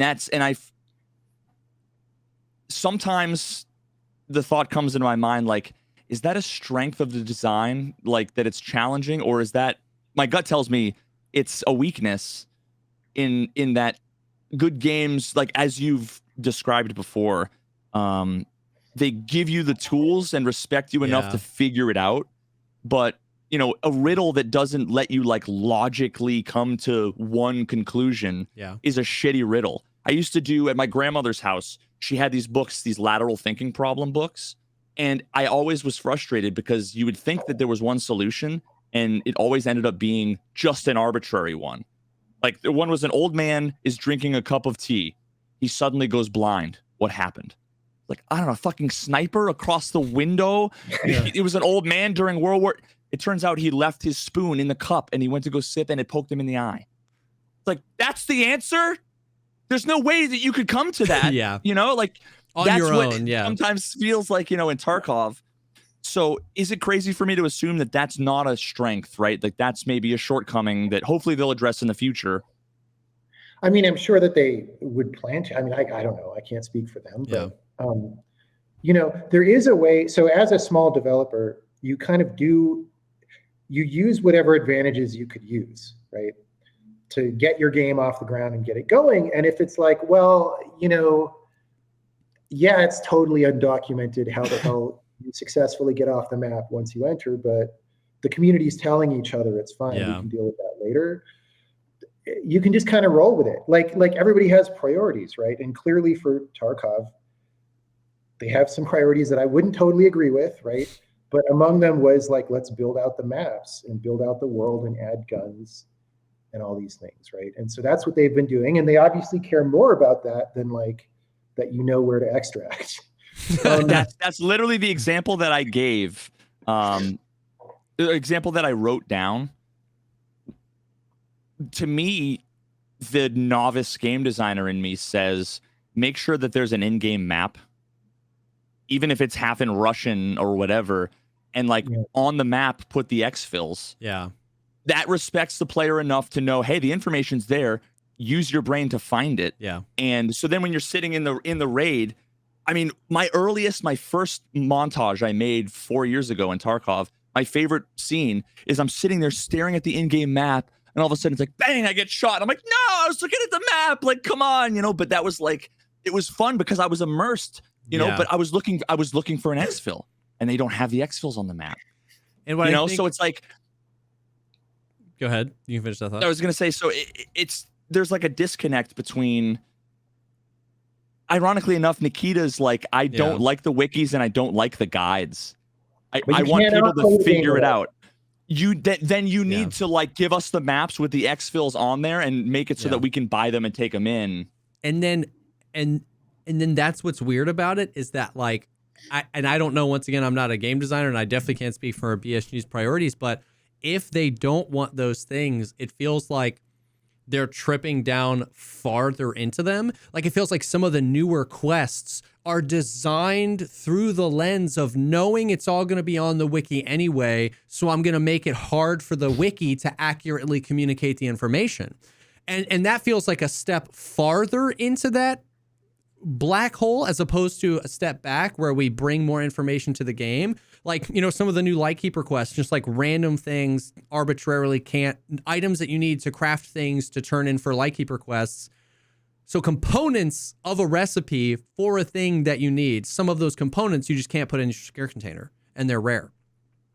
Yeah. And it's like, okay, so I have no feedback. Nothing tells me I can't put this in my secure container. It's rare. I've been chasing this thing forever. The wiki's really vague about where it can spawn because it can spawn everywhere. I finally found one, and I can't use the mechanic that the game has given me to save this item. I need this. I have the secure container. The game is telling me you have the secure container to save items you need, and now I arbitrarily can't save this thing.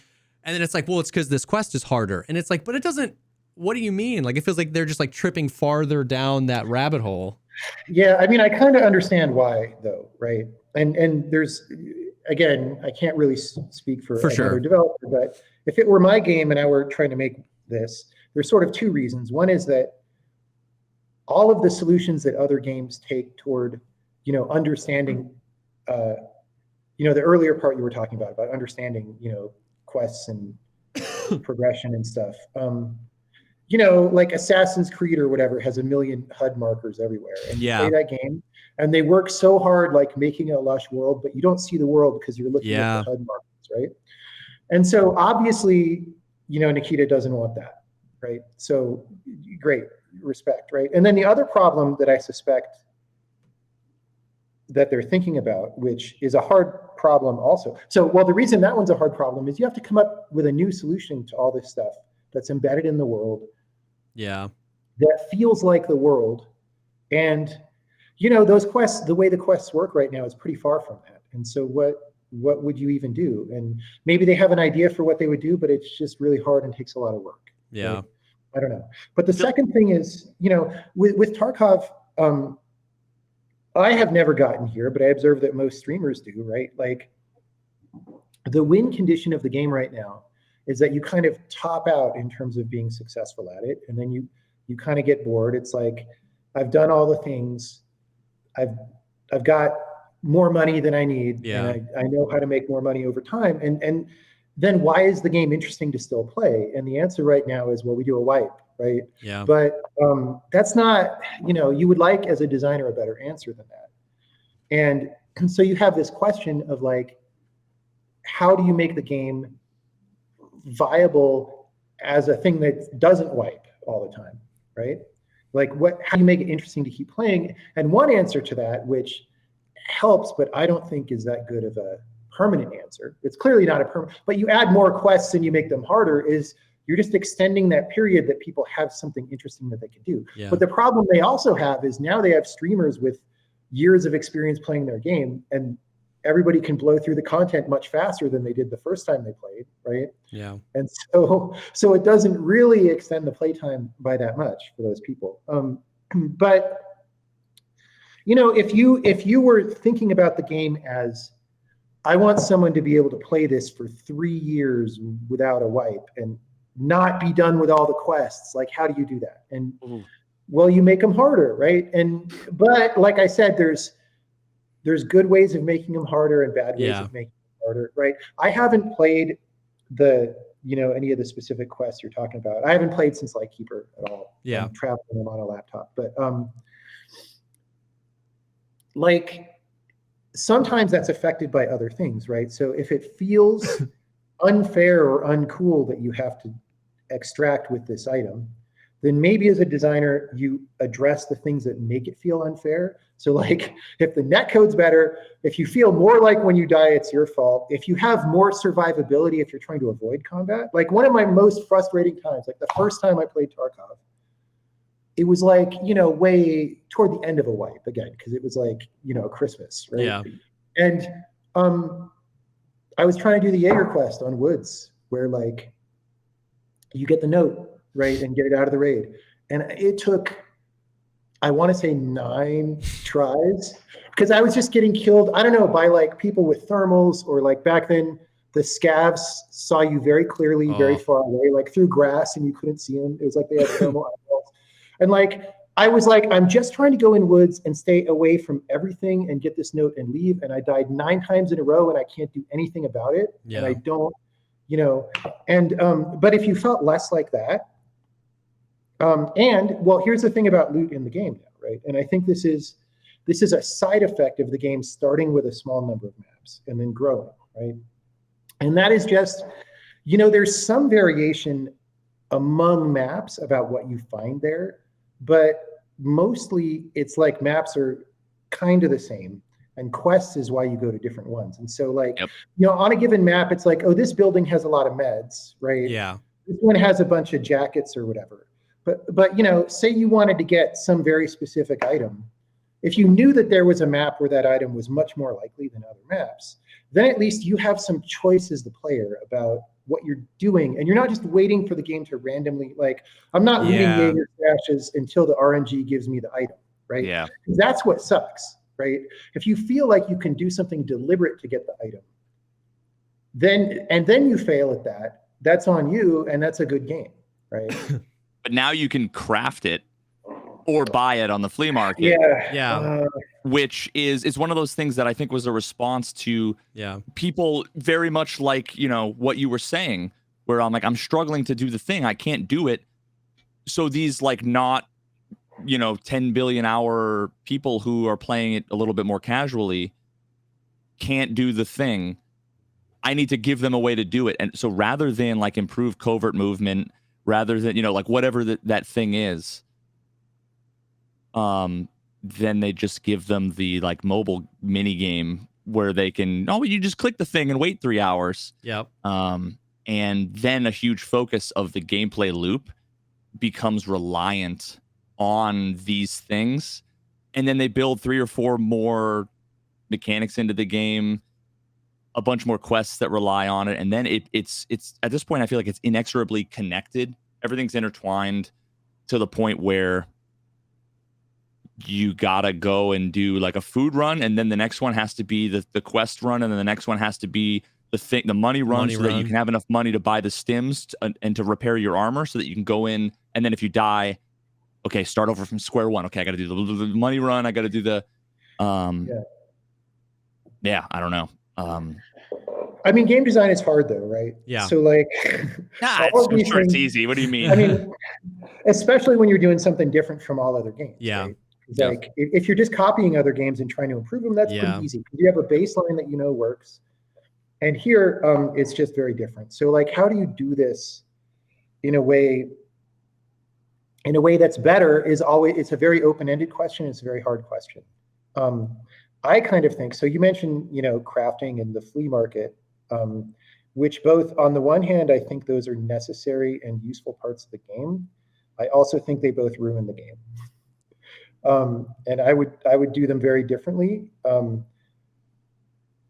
I don't exactly know if what I would do would work, but like, it's just so sometimes changes in isolation wouldn't work, and they require changes elsewhere. So like, why does the flea make the game better? It's because otherwise you might be on some quest and just not ever be able to get the item, like we were talking about. And sometimes it's a stupid item. Like last time I played, I needed, there's something early on where you need like 2 packets of screws.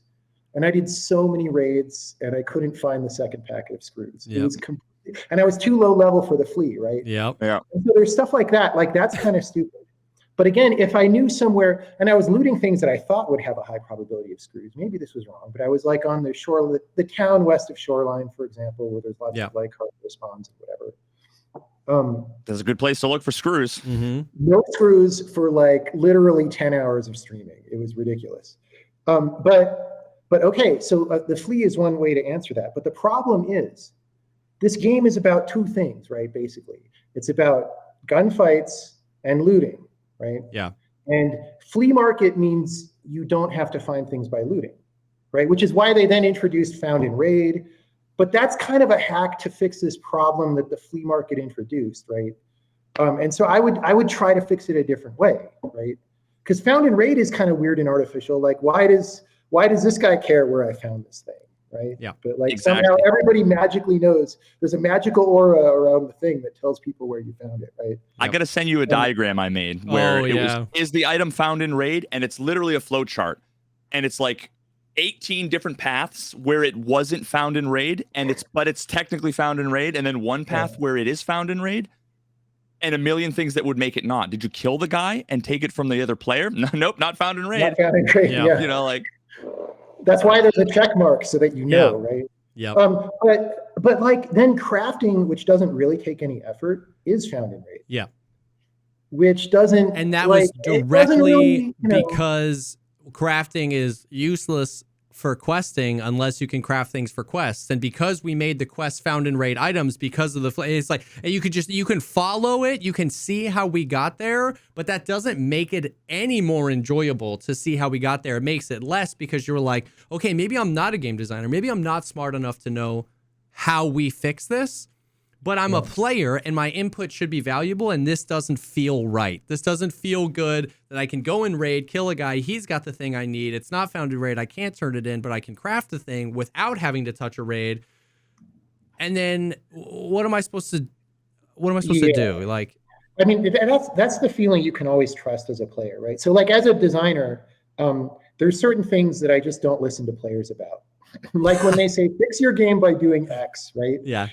It's usually not what I want to do, but usually also it wouldn't work, right? Or when people say, why don't the devs just blah, blah, blah? And the answer to that question is usually because making games is harder than you can possibly imagine. Yeah. Why don't brain surgeons just cut the tumor out? I don't understand. Have you thought about just cutting it out? Yeah. Yeah. No, I mean, I've never been a brain surgeon, but it's a lot like that. It's a lot, yeah.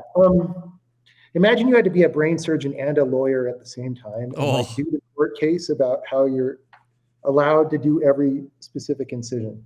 But the one thing that players absolutely know, right, is I'm either having a great time, this is great, or like I'm really not having a good time and this isn't very good. And designers really should listen to that.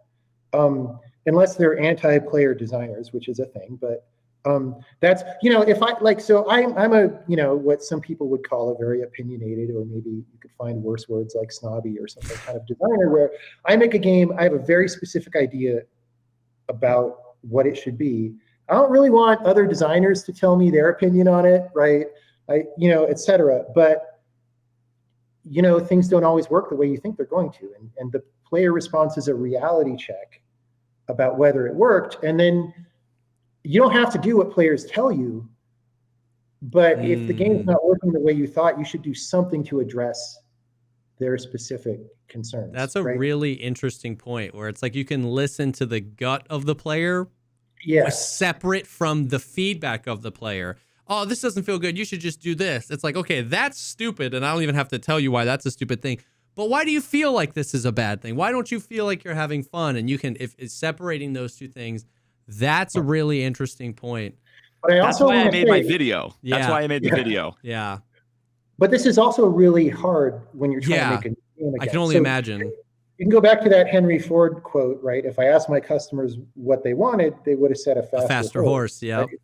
And that's what designing a new game is like, is people all are asking you for the faster horse. And you're like, no, man, I'm trying to do this other thing. But doing that thing is really hard. Yeah. But that doesn't mean, like, yes, it's really hard, but also that's our freaking job. Yeah. Good job at our job. And so it's just hard. It's a hard life, but we chose it, right? I'd be really interested to hear your thoughts. I don't know if you've worked on a game in open development, but like, I'd be interested to hear your thoughts on like how gaming as a whole seems to be shifting in this direction, where you have these games that like early access is just the sexy way of saying, I want you players playing my game and I want some of the money so that I can continue to develop the game. We've seen game developers do that in unsavory ways, and we've seen tons of games that would have never gotten made unless they were able to raise money that way. But like when I have these conversations with Twitch chat over and over and over and over, and I can't help but put myself in that position where I'm like, how do you manage that? How do you know what to make first? How do you know what to fix and what to wait to fix? Because like we're in this position where it's like there are people today, like as close to an objectively good change as I could possibly think for Tarkov, which is allowing me to move, being the control of my character better. And we have people who are like, yeah, but fix the audio, like get rid of the cheaters, get rid of this. And it's like, yeah, that might have been a bigger issue, but I don't know how game development works. I don't know how big their team is. I don't know how long they've been working on that. And it's just like, have you ever worked on a game that was open? And how do you feel about that cluster of an emotional roller coaster? In this way that history repeats itself, my very first professional game, which started as me and another guy in a room in 1996, was an online multiplayer team-based science fiction shooter. It was like a vehicle shooter. It wasn't a dude. It would have been a better game if it was dudes running around. For exactly the reason we're talking about, because the vehicles had inertia and it was like hard to move. Interesting. But yeah, and so we were developing this game, and we didn't have nearly as big of a player community as Tarkov. Firstly, because it was a tiny indie game, and secondly, because it was 1996, and not that like people were trying to play games over like their 2400 baud modem, right? Oh like that was the situation. But yeah, I mean, there's a few things, right? But the biggest ingredient is just the personality of the developer. Like again, what are you trying to do? Yeah. What is your goal for the game? And then if you're clear about that, people aren't always clear, but if you're clear about it, that can help you answer these questions about what priority to do things in, but in combination with how hard are the things to do. So if something's not core to my vision, but it's not that hard to do and it'll help people out, I'll do it first, right? Yeah. But you just mentioned cheaters, right? Which has a huge impact on the game, I think. Honestly, cheaters is really hard. I have some ideas for fun stuff that I would do to deal with cheaters. So like, with wall hacks and stuff, right? Yeah. I've always wanted to make a shooter where sometimes I intentionally render dudes on the other side of the wall that don't really exist. And if you snap to them enough, we just like ban you, right? Yes. The problem is if you don't implement that correctly, legit players might see something and that would be bad. Right? And you spend all the time implementing the thing, and then they just go and remove that particular like they remove whatever it is that makes it so that they get caught, and then now you have a dead anti-cheat feature sitting there. And So there's different classes of anti-cheat, right? Some anti-cheat is about looking for the anti-cheat software, right? But the thing that I'm talking about is legit, like so one major class of wall hacks is like you hack into the shader, and when a 3D game draws stuff, it draws like many layers of stuff that you can't see because it's just like it's a harder problem to cut away the things that you can't see, and it wastes all your GPU time, right? And so instead of doing that, we just draw a bunch of stuff on top of each other. And legit players can't see behind the wall, but we did draw those pixels before we drew the wall on top of it, right? And so you can hack into your graphics driver and see what's back there. But then if I can spoof that by drawing stuff that legit players can't see, but that cheaters can see, then it doesn't really matter what anti-cheat software is doing it. As long as you're using this class of wall hack, maybe I could spot you. Right? Yeah. But again, it's like, who knows how well that would work and stuff. But that's like a big thing, right? On the other hand, this patch that they just released was like, yeah, let's just like the entire announcement of all these balance tweaks was, it's all numbers that you can just change. It doesn't take any new programming. Right? And so that's an example of like, I think that's really great that they did that, because it's an example of we can do this thing. It's much easier than most of the things that we do, and it's responding to player concerns. So let's just do it. And even if I'm sure, like, either they had these balance tweaks sort of, they were thinking about them for a while, like what the values should be, or they responded very quickly in like a couple of days to the discussion, right? And if it's that latter thing, right? If it's that latter thing, then they're not even very carefully balanced. And it's like, well, this is our guess. This is our guess on what'll do better for the players, and we might have to come back later and tweak it, right? But I mean, I think it's great. I think it's great when developers have that kind of responsiveness. I think that's kind of what you buy into when you do a live game. Yeah. Right? It's like you're working with the audience of your game in a way that you don't if it's a single player game where you throw it over the wall at people, right? Yeah. Which is what I've been doing lately since that first game. Yeah. And something that I think, like, when I approach problem solving from like my engineering background, that I've kind of, I think, deduced, and this is probably, if you go to school for like game design, it's probably like game design 102, like abstraction. This is kind of just something bad. Don't go to game design school. But go there you go. Just become a streamer, and then you'll know. But I after years of like struggling to figure out, like, what is it about this that's good and this that's bad, because the surface level things never satisfied me. So I ended up coming up with the idea of abstracting real life things, mechanics, experiences, whatever, into game mechanics. So one of the examples that I think is pertinent to the recent changes that happened, that I kind of had an epiphany on over the last couple of days, opening up some other games, was recoil. Recoil, for me, it felt so bad, and I couldn't exactly pinpoint why it felt so bad. And everybody, they look and they see recoil, and they see what is there to look at. It moves a lot. You don't like it moves a lot. You want move less. And to me, that was never like, no, because I play other games that sometimes have the same magnitude, but it's different. So, for example, with Modern Warfare 2, what I was playing, it had a bunch of recoil, but the fact that it went consistently up and to the right, I thought about shooting in real life. The thing you're missing when you play a game is you feel it. It's the feedback. That's like 99% of your ability to control a weapon, is that you feel it. And a small portion of it is visual. But in a video game, it's 100% visual. So how do you account for that loss? And so with CSGO, it's give it a spray pattern.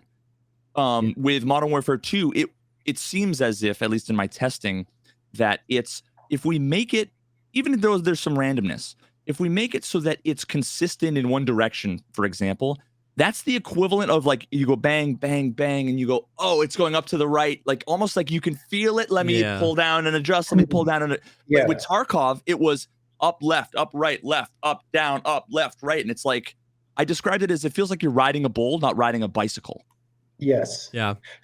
So I had thousands of hours on OG Counter-Strike and less on the modern ones, like maybe 1,200 on CS Source and like not that many on Go.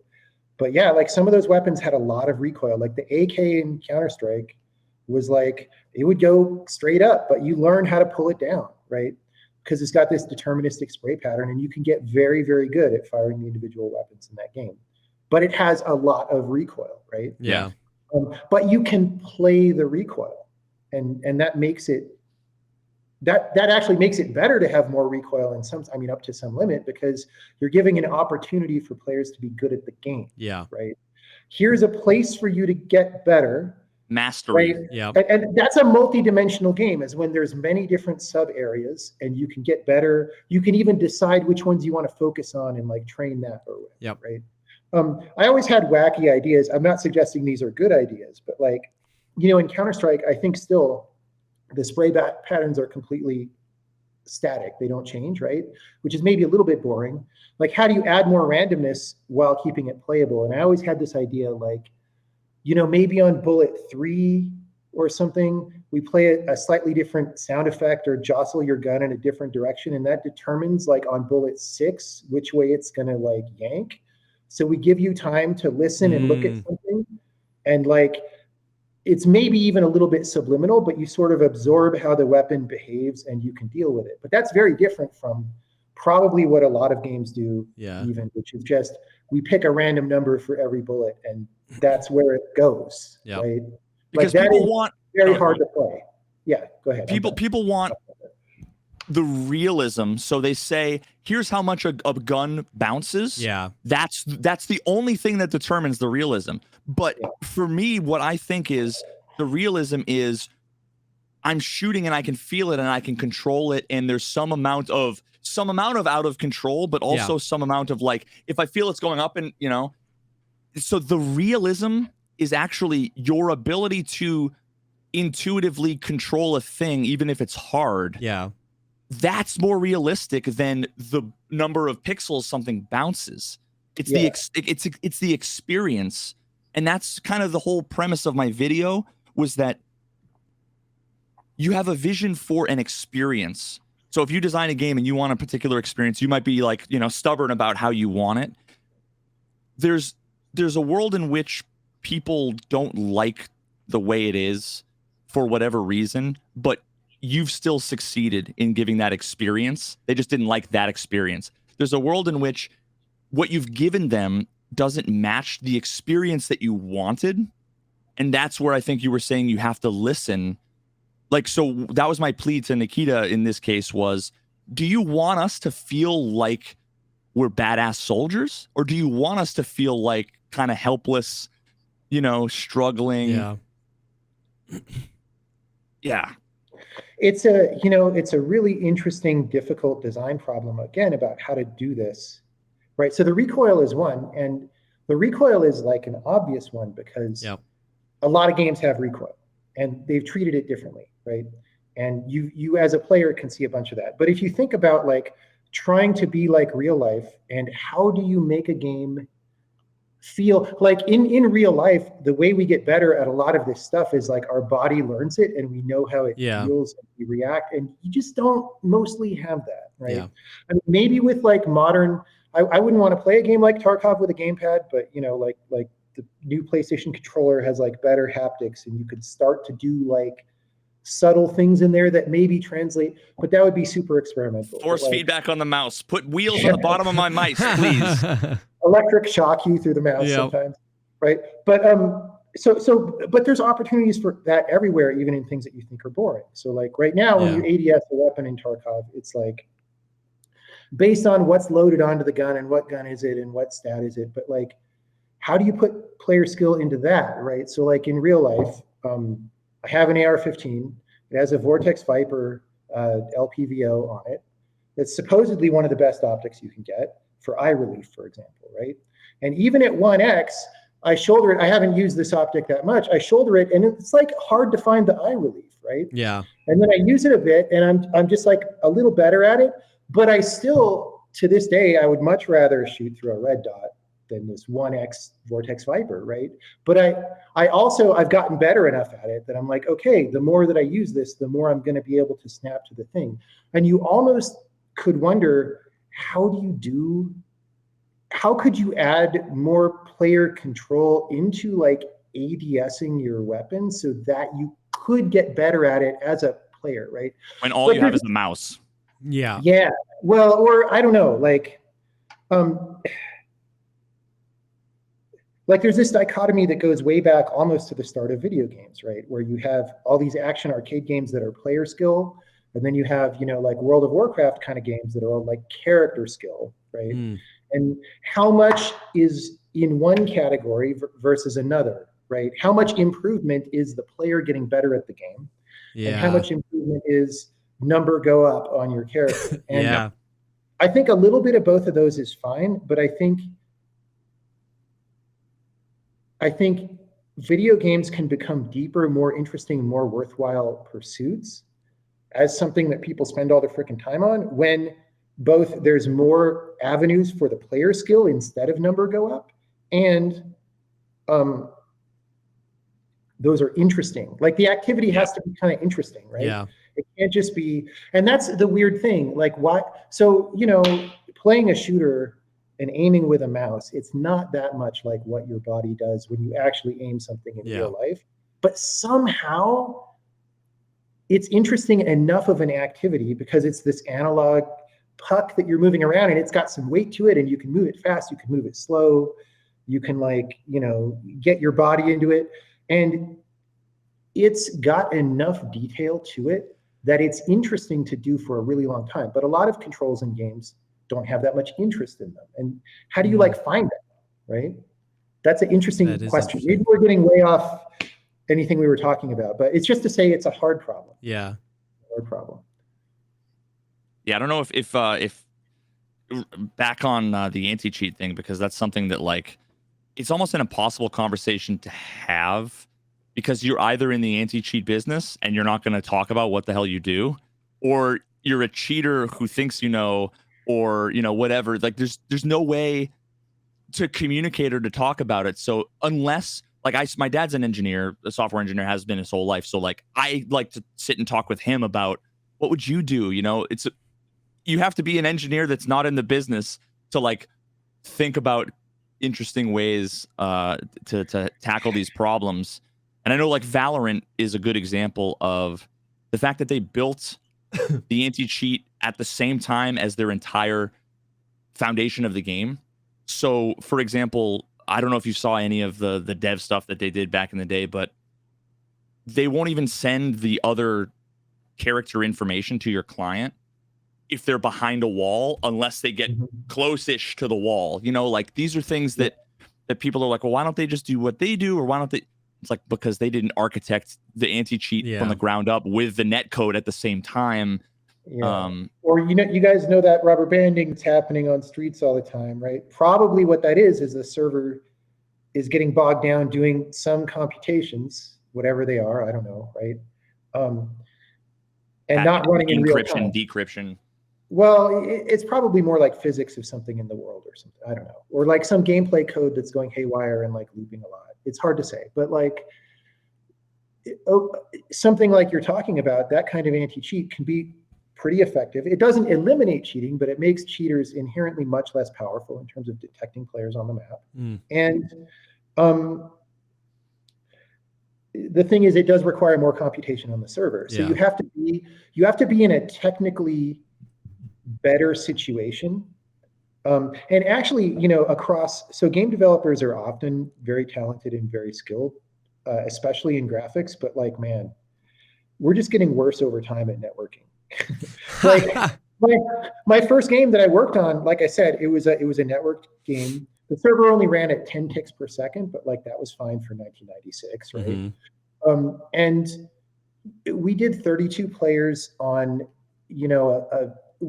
our servers were basically the same kind of computer you would have at home. So a 486, 60 megahertz PC, which is thousands to millions of times slower than your computer today. We did 32 players and it was fine, right? And somehow today, we do 32 players on whatever the newest computer is in 2023, and that's all you can fit on the server, and it's still slow sometimes, right?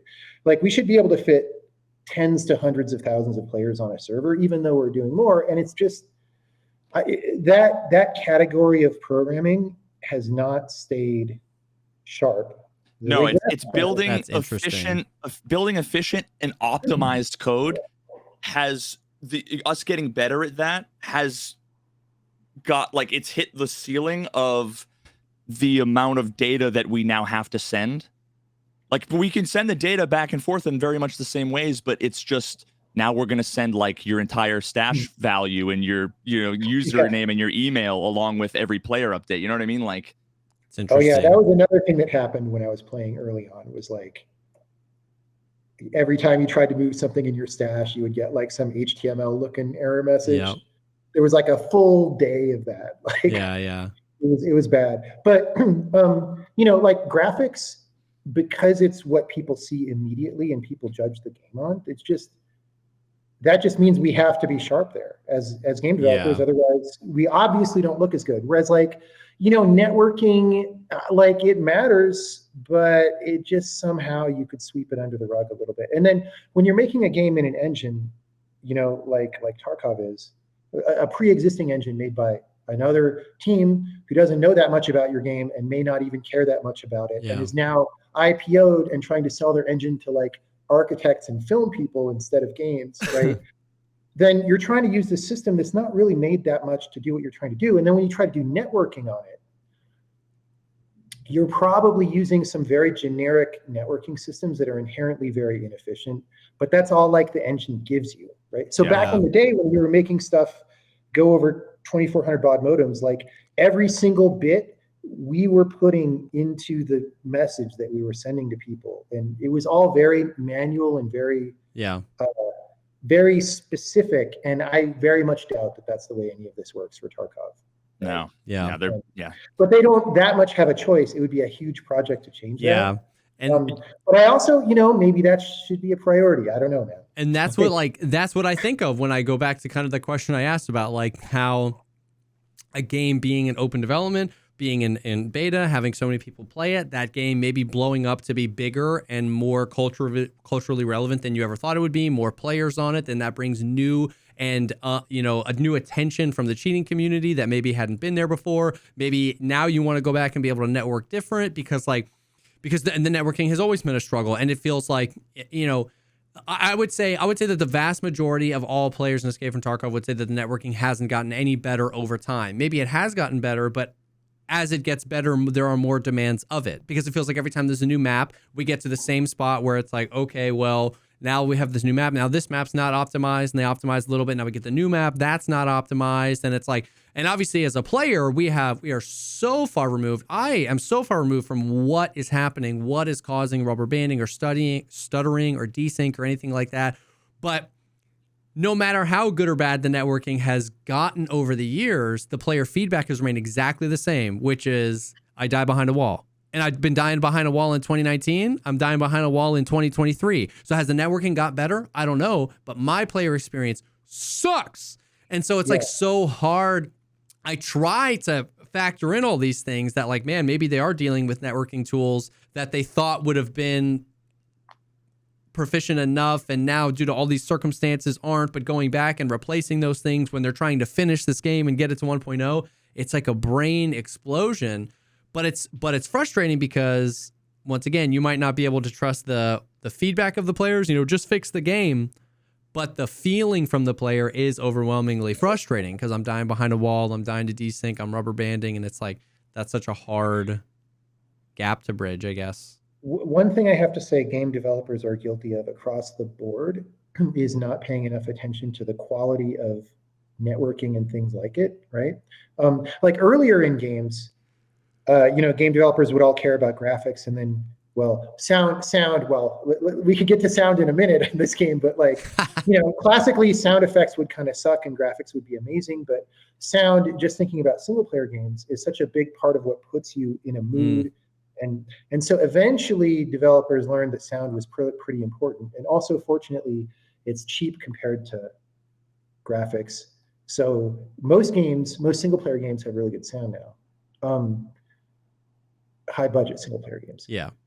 So now we're at the place where like networking for multiplayer games is still, for some reason, like sound was to games in the 90s, where it's kind of just like playing bleeps and whatever. And you're like, no, this is the whole way that I play this game kind of doesn't feel good. And I wish more people would pay attention to it, because it's kind of ignorable by developers because it's invisible and people are still playing the game. What are you talking about? People are playing the game, but it is so important, right? So one of the things I said in those tweets is like, I kind of these days would rather watch people play Tarkov than play it myself. Right? And the networking is one of the reasons. The movement was frustrating, right? And honestly, the fact that the game is about just being kicked in the nuts constantly is part of it. But if it were fairer getting kicked in the nuts, I'd still play sometimes, right? And the networking is part of what makes it feel unfair. Yes. And so yeah, but again, it's hard. And so I understand why they might be in a position where it's hard to fix. And so but I also think it's important. In fact, I think it's the second most important thing. Like the most important thing, I think, if it was my game, I would take all the programmers and say, you guys aren't doing anything else except changing the way raids work so that you drop in, drop out, just like Cycle Frontier, because that game does it perfect. Oh my God. We're doing that, right? And now that's not just something you can do on your own, because you have a few other problems all of a sudden, right? Yeah. So like, well, what do you do about things that get looted and how do you restore it? So you have to have some gameplay thing, but then that could be really cool. Like, oh, areas are getting irradiated or like bombarded by gas and you have to leave them for a while and then the loot respawns. And then, so everybody knows though, after that's done, that there's maybe good loot there. And now you have this tactical firefight, but it's not around a point because it's an area. So you have like a perimeter that's highly contested. Like you can design for that, right? But again, it's not a simple thing. And so it's not like, why don't the devs just do this? It's like, okay, it's hard, right? And then also you have to, you know, in the way that the frame rate goes down after a while because you got memory leaks on the client, servers have that same problem. And so one reason why you maybe have a limited raid time is because we're restarting the server as soon as that raid is over to clear all the memory. And you need to fix that in order to have a longer running server. But it doesn't have to run forever. It could run like, you know, 4 hours and reset and it's drop in, drop out, right? But like after playing games like the Cycle, so going back to the point about respecting the player's time, like I actually tried, I was hyped for Streets and like I actually did a stream.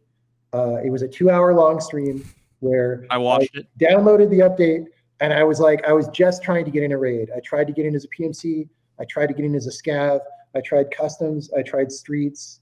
I tried like Shoreline. I could not even get into a raid. And that's a little bit different. Like, okay, that's launch day, whatever. Yeah. But like, and I haven't played since then, by the way. Yeah. Like, you know, but you know, all the time, even right now, after a lot of the excitement from the wipe is gone, it's still, I see people taking many minutes to get into a raid still when I drop in and watch the stream. And it's like, why, right? And I know why. It's because of the way things are set up. And those things are not easy to change.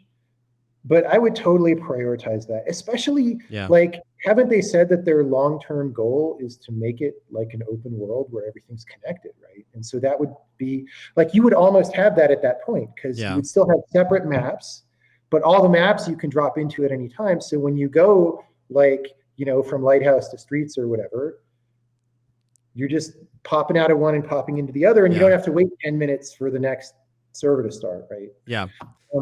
So I mean, I'm sure that's on your priority list. Like, I don't want to, you know, but it's just hard. But again, also it's what you prioritize as well. And because so much of my experience is sitting there saying, why am I not playing the game right now?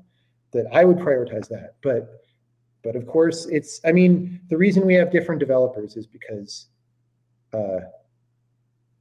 different developers have different opinions. And, you know, if I sat down to make a game where you loot and shoot stuff, like from first principles, and I had never seen Tarkov, I probably would end up with a game that's super different. And people may not like as much, or they may like more, right? Who knows?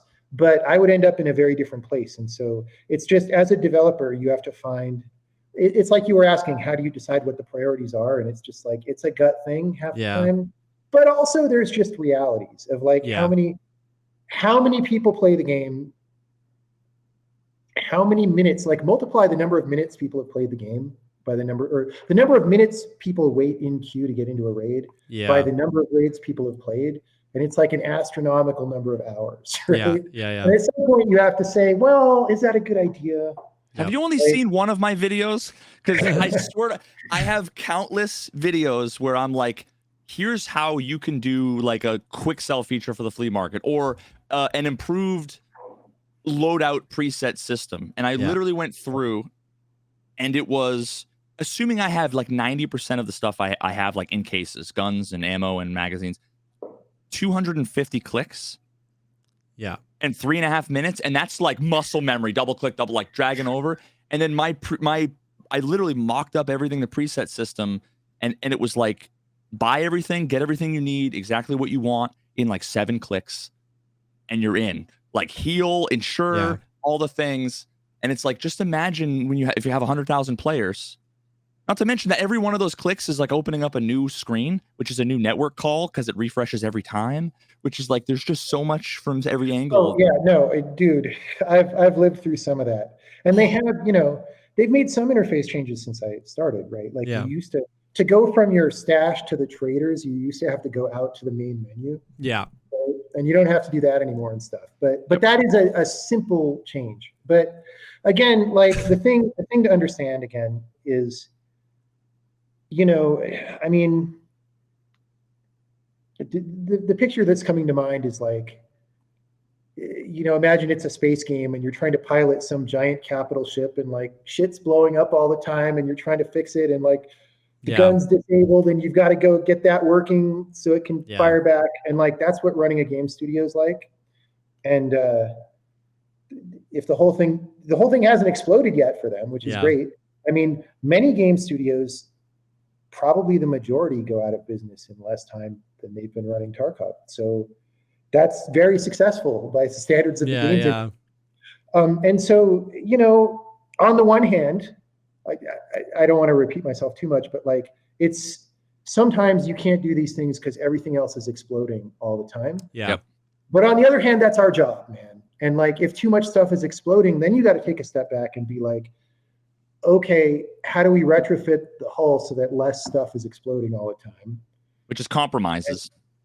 Yeah, well, maybe, but sometimes maybe you can come up with something good. Yeah. But it's just hard. But also, we decided to do this, and so it's our fault. Like nothing that I'm saying is to excuse any developer from problems with their game. Yeah.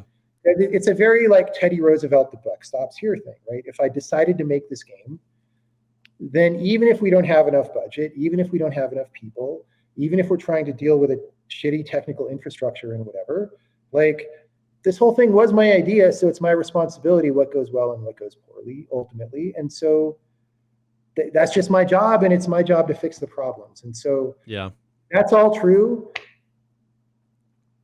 But also I got to fix the problems, Yeah, for sure. And that's, exactly. Like I try to empathize with how big of a problem that is, where the entity becomes so big that like moving it forward, even just inch by inch, is just like, there's a problem over here. Like you said with that analogy, there's this ship's down, this shield is down, there's a fire over here, there's a fire over here. And it's like, I try to empathize with that and be like, man, like that's, how do you, and sometimes I feel that way with Tarkov. How do we move this forward? The movement sucks and the audio sucks and the network sucks and there's cheaters and there's this and that. And they're trying to finish maps and mechanics so that we can actually like push this thing towards the finish line of 1.0.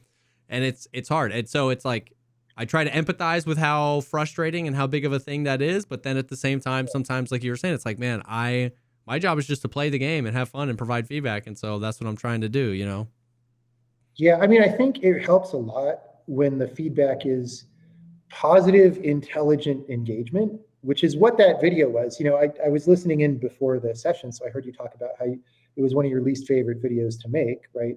But it was coming from the right place. It wasn't trying to tear the game down, but it was saying like, look, man, I, as a player, invest so, I mean, I'm paraphrasing, you didn't literally say this, but like I, as a player, invest so much time and energy in this game. And that is the kind of game this is obviously trying to be. It's not a casual game. So I'm like your target player, and I'm having a really bad time because of all of these. And here's why. And let me do my best to explain to you. And that's really the best. And okay, so here's the thing. That video, I don't feel was doing a negative. So a lot of the time people will pose like that's their attitude, but really they're just kind of grandstanding and trying to show how smart they are in this internet way. And they really are trying to diss the thing, even when they're trying to pretend like they're not. And that video wasn't doing that either, right? It was legit just like, let me just try to explain, lay it out. And I think that was very helpful. And of course, then it's up to a developer how much they listen. And in this case, it seems like they really did, and that's great. But for anyone else out there, right, saying stuff like the developer sucks, or Call of Duty has a higher frame rate or whatever, like those things are not helpful at all, because we know that. Usually we know when we have certain problems, or like obvious problems, I guess. But like sometimes, like, okay, it's possible for a developer to know that a problem exists without appreciating the full extent of the problem, and then especially how it feels when you're on the other end. And like networking is exactly one of those, right? Because as a developer, it's possible to have a very antiseptic, like, I mean, we don't have as much budget for as many servers as we would like to run. And so we have to run, 12 instances of the game on each hardware or whatever. And then, just sometimes statistically servers get busy at the same time, and that's bad. But hopefully later, when we have more money or when we manage to optimize things, that'll be a better experience. And you're just laying all this out like tactically, right? But as a developer, you're usually not feeling that emotionally in the same way as players are. And to be honest, you kind of can't, because if we did, we wouldn't last very long. We would just become depressed, people, and die, because there's so many problems with all of our games, and nothing is ever as good as you wish it was, and all of that. And so we actually, it's sort of like, if you've heard these recordings of like Chuck Yeager flying these experimental aircraft that are about to explode at any second, and he's just like got the coolest, like, Roger, control, let me bring this down before the temperature goes up anymore, or whatever the hell he says, right? You kind of have to have that to be a successful game developer. But the problem with that is that does insulate you from the players, because the players are playing the game to have an experience. They're not playing the game to be like separated out from it. And so it's a developer talent on the one hand to connect back to what are players experiencing without feeling it all the time, especially when it's problems. But then also it's very useful, I do think, for players to communicate that, especially when things aren't working, right? Because the other thing about developers, I mean, as many hours as you guys play the game, like the developers have been living with this game for even more hours, right? And they're just even more used to everything about it, and jaded about it in some sense, right? And maybe not jaded in a bad way, but just like in the way that the last thing you want to do is play the game that you look at 8 hours a day when you're coding, and like very often at least 8 hours. I mean, for Nikita and whoever else is in charge of that game, it's very easy for it to be like my life as I think about this game. Right? And I do fun things occasionally 1 or 2 days a week for an hour. I don't know if that's what he does, but like somebody who leads a game project, it is very common. Like that's what my life is like right now, right? I do about 3 hours of fun stuff a week, maybe a little bit more, and then I'm just being a game developer. But that's my choice, right? So I'm not singing a sad song there. But it's just to say that when it's so many hours for so many years, that just leads to certain consequences. Like things aren't fresh for us, right? And they're not exactly fresh for you either, but you're trying to play the game, whereas the developer isn't really trying to play the game in the same way, right? And it's just a different experience, and reconnecting that is very valuable. And that's what I thought was good about that video. It was like, and it was also because you were connecting it to a point in the past of the game that actually existed, I think was also extra valuable. Because it was like, what I'm saying isn't impossible. It was like there. And we're not saying rewind the clock to that exact thing, but that nature, that feeling, let's get back to that feeling while having all the sophistication that's been added on since then. I think that's a valuable message for a developer to hear.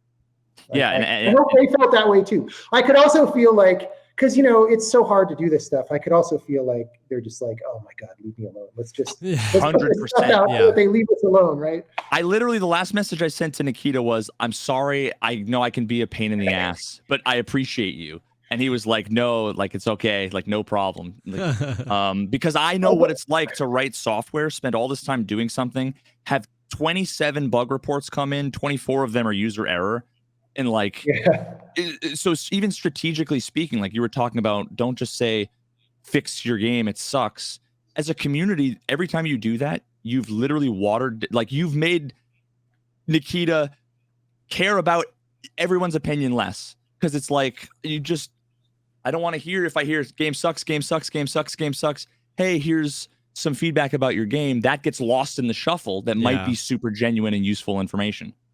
Yeah, it's like in the same way that you have to like kind of ignore YouTube comments or Twitter comments if you have a lot of followers, because it is all this like easy negative stuff, right? You can't, if that's the constant stream of player feedback, you just simply can't listen to it and do a good job anymore. Because it would make you notes here. Players. No, it's like imagine if like Twitch chat was all you ever heard as you walk down the street every day, right? And it's just like, you know, I'm sure Twitch chat right now, I'm not watching it, but I'm sure it's amazing, right? I've got it in sub only mode, so yeah. I mean, or like YouTube comments. Yeah. If YouTube comments, if the quality of non-subscriber YouTube comments, and I think they're even better than they were a few years ago, but like if that was all you heard every day in your waking life, you would go insane. Yes. Or you would become a hermit and isolate yourself from everybody. And that's the problem is, so as a game developer, you want to care about what the players think, but it's hard to have a high quality connection, again, because the internet is all about low quality, quick, negative comments usually. And you just can't listen to too much of that, or it'll make you will think, right? That's actually a small percentage of the players who are being very vocal and negative, but you come to picture that as the players, and then you don't like the players anymore. And as soon as you don't like your players, you're done as a developer, as far as I'm concerned. Damn. Yeah. You're just honestly like, we don't have to get into this, but you're describing like my experience, because I started streaming, and when you start and you only have 3 or 4 people, you can have these great, interesting discussions. And as I've gotten more successful, the quality has just been watered down and watered down. And you can actually say this about the Tarkov community as a whole. It's gotten more successful, so it's just gotten watered down and watered down to the point where it's like I'm getting a little bit closer every day, you know, therapy and all that, and figuring out like if I'm streaming for 14 hours a day, 6 days a week to 1,000 people where, you know, it's like a disproportionate amount of just noise. Yeah. You can't separate the signal from the noise. And then, I mean, that's, and I think that's a really important distinction too, where like you not only can you not separate the signal from the noise, you start thinking that the signal is the noise. You start resenting your own players, and yeah, you said that analogy through the game design of like you start resenting your own players, and that you're basically dead in the water. I immediately thought the same way, where like I can start to resent my own viewers on my YouTube comments. I can start to resent my own people in Twitch chatting, and it's like what that's an easy way to kill whatever it is the career is, game development, YouTuber, Twitch streamer, when you start to not be able to hear the noise, but actually think, or not be able to hear the signal, but actually think the signal is the noise at one point. And then that's just like not good. Yeah. And that's the thing that we have to figure out about the internet, right? Because the truth is that's not your audience, right? Yeah. Really, but it's a distorted view of your audience that if that's all you feel when you interact with them, it almost might as well be who your audience truly is. Yeah, right? yeah. Or like what you get to experience. And so, but a lot of that is just the way, it's the kind of thing that the internet encourages, the way that it distorts communication, and we just have to figure that out. Because it's like an amplification. Oh, sorry. No, go ahead. I was just gonna say it's kind of an amplification of human nature, right? Like it's how it's always been. Like, right, like how many times have I been in line at Starbucks and said the words like, "You did a really good job, thank you." But it's so much easier to be like, "Yo, you're being really rude. Can I speak to a manager?" or something like that, or even not say anything, but to text my friend. How many times have I texted my friend, yo, the dude at Starbucks was super nice. Never. But I'll be like, yo, this person was being super rude. And so like that's always how it's been 50 years ago, 100 years ago. So it's like what we did with the internet is we turned that to 11 and we just completely amplified that to an extent where it's like instead of having one of those interactions a day as a YouTuber, if I post a new video and get 1,000 comments because 100,000 people saw my video, well, 900 of those comments are the guy who just said, well, I didn't like this thing about your video. And so it's like, it isn't the internet, it's us. It's always been us. It's always been how we value negativity over positivity. But it's like, but the internet amplified that so much. And how do you exist in it? How do you make a living off the internet? That's what I want to know.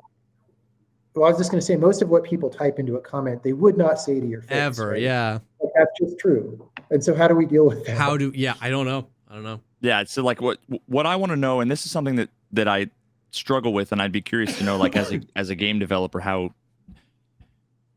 you deal with the idea that there's genuine good feedback, there's complete trash feedback, and then there's just misinformed, uninformed, kind of well-intentioned but crap feedback. Yeah. And separating out the two in a way that so here's how like my brain works. If someone comes in and they say it's really hard to tell if it's good or if it's that like mediocre or even if it's negative. Because let's say you're doing the wrong thing. Let's say when you were making The Witness, your puzzles sucked. Do you accept the feedback of the people that are saying it sucks because they're like frustrated or whatever? Or do you know the confidence that like you made a great game? So you have the confidence to say like, no, I know your feedback. I'm not going to listen to it. It's not worth listening to. Like, how do you juggle that to where you're not totally egotistical and totally closed to actually like growing, you know? This is where personality types come in, right? So back when I was a teenager or whatever, or, in college and after college, I maybe today would have been one of the people we're just talking about, where I'm typing negative stuff in the chat and all these things. I mean, we didn't have Twitch back then, but I did send.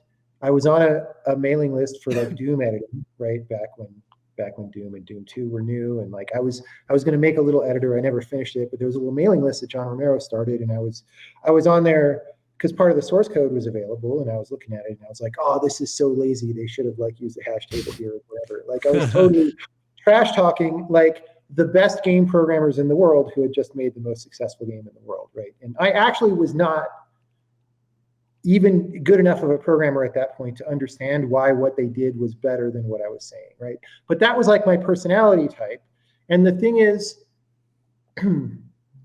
we just talked about the negative aspect of that personality type, how it sucks to deal with it all the time. And it's ignorant when you're young, right? But if you're smart and you're evidence-based and you don't just be contrarian for the hell of it or whatever, but like you learn over time when it really does make sense to be contrarian and when like being reflexively disagreeing is wrong a lot of the time, right? Yeah. And so you learn that, but that's actually a very valuable skill if you go into something like game development, because the thing is, okay, I have a picture for what games I want to make, and like I said, it starts out in the imagination and you don't have a game yet. And then you start building the game and like it doesn't match and you're sad. That's 100% of the time. And then you have to make it better. But first you have to realize that the thing that you're making is not as good as the thing you wanted to make, which some people never even get there. Some people are so in love with the fact that they're making a thing and it's their baby that they never can see the extent to which it's not that good. Right. Yeah. And so that critical voice, instead of applying it to other people's stuff, if you apply it to your own stuff, it's very, very valuable. And then, if I get some feedback from people, I'm not a big feedback guy, to be fair, which is like why I shouldn't say stuff about other people's games. But, what you were just saying a minute ago about like, yeah, but that's not what I'm trying to do, or I have confidence that these things are good. The reason I had confidence that things are good is not just because like It's not like I went on some, dating advice YouTube and they said girls like it when you're confident. So I decided to be confident and now I'm magically confident. That doesn't actually work, right? Like, you had where the does confidence experience. come from? It's because you know. It's because you know. And so the reason I know the puzzles are good is because I worked on like 3 times as many puzzles as actually got shipped in the game. And I saw what was not good about all these other ones. And I worked on the thing for like 6 years, literally. That's crazy. Trying to make the puzzles as good as I could, right? And so when I say this puzzle's good, I could tell you why relative to some other puzzle it's better, and why this thing didn't work, and why I started with this idea and ended up with this idea. I like took that journey, and it was a hard journey, but the reason I stayed on it rather than shipping, like, I don't know if I've said this publicly, but the way I think about The Witness, right, is that it's sort of, for most game franchises, that would be like game number 3 in the series or whatever. And the thing is, we just built game number 1 and 2, and we never shipped it because I wanted an amazing experience for people. And, I sort of did game 1. It wasn't that good. I revised it. I did game 2. It wasn't that, okay. Now we've got something, and we ship it. And that's where the confidence comes from, that I believe my decisions are right. Now, objectively speaking, who knows, right? I could still be a little bit wrong or something, but like, I earned it within myself, right? So this highly critical voice that I had, that still does, I'm a little bit of an outspoken person sometimes when I don't like things still. But usually I focus that on my own stuff, right? Both technically and design wise. And it's just that's the motor that moves your boat, that gets you somewhere good. And if you don't have that, maybe you're not going to be that good. Like, if you didn't have any internal criticism and you just said, I'm going to be a streamer, or I'm going to make a game or whatever, and I'm just going to modify what I do based on what people say, and I'm never going to have my own opinion about it. I don't know. Mr. Beast says that's what he does. I think that's the more common thing. I feel like that's what I was about to say. But like, that's kind of like design by committee. And so games that do that get stuck in a rut, right? So like Call of Duty is kind of doing that. And Call of Duty is fine if you like Call of Duty and if you want another Call of Duty, but it's not about to be fresh and new and interesting in a different way, right? It's just been the similar thing for so many games. And that's where you end up when you do that, is you land on something, and maybe there's a lot of money to be made there for a while, but I don't think it's creatively fulfilling, and it's not going to like revolutionize games or be the next amazing and I feel thing. like you have to have your own opinion. And I feel like that is Call of Duty's biggest struggle right now, is because like they can't do, well, if I asked my customers what they wanted, they would have said a faster horse, but I built this, because it is so designed by committee that like I haven't played Call of Duty in a really long time, and I got into Modern Warfare 2 a little bit because I really liked the movement and the recoil. Like, I was like, whoa, this is really cool. But like, you can like just go through the history of people's Twitter threads, and like literally, like, to paraphrase, I hate slide canceling. I hate this. I hate that. Change it, change it, change it. And they change it, and it's, this game sucks. There's no movement. Bring back slide canceling. It was the only thing that added skill. And that is truly a display of the customer wanting a faster horse and expecting a car. It's, I want something fresh, but you've designed this game around what I want for so long. We're in a cycle of, I want change, but all change is bad. And they feel so stuck in that loop right now. And they tried to go a little crazy. And I feel like they're trying to crack at the shell with DMZ and be like, well, maybe if we just make a new game, then the expectations will be changed. So let's do that. But man, you feel that they gave people exactly what they wanted and are being crucified for it. Well, there's this problem that you guys were mentioning before I came on, which is, again, or maybe after, I don't know, I've lost all track of time at this point, but the people who have a complaint are much more likely to be vocal, right? Yeah. The people who are cool with it are cool with it. Yeah. And they're enjoying it. It takes energy to do this, even if it's a throwaway stupid comment. And yeah. You won't get that most of the time from people who are cool with it. And so it's actually very difficult to like listen to what people are saying. And even before deciding what you're going to do, there's this step of like, okay, what do players actually think based on what is being said? And that's almost impossible, right? Yeah.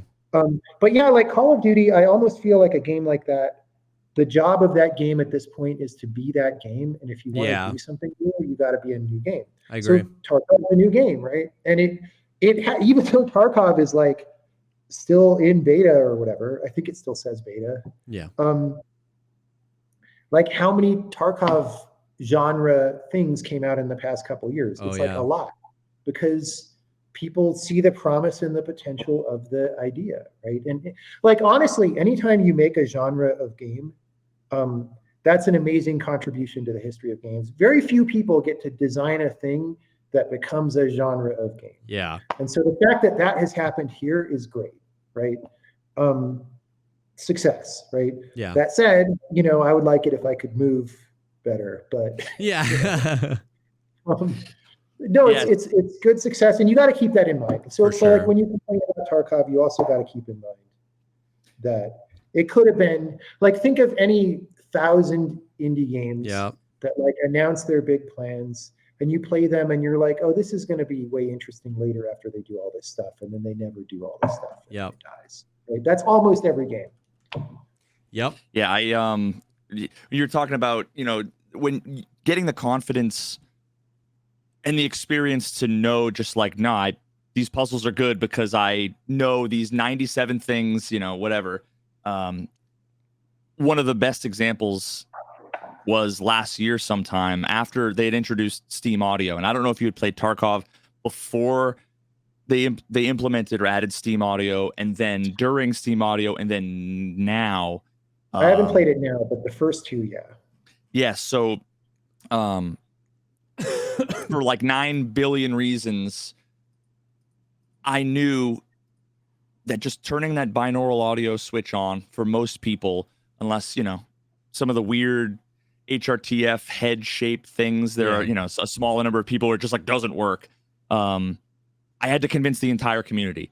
They were all saying, all the streamers were saying, turn it off, don't use it, it's bad, it's shit.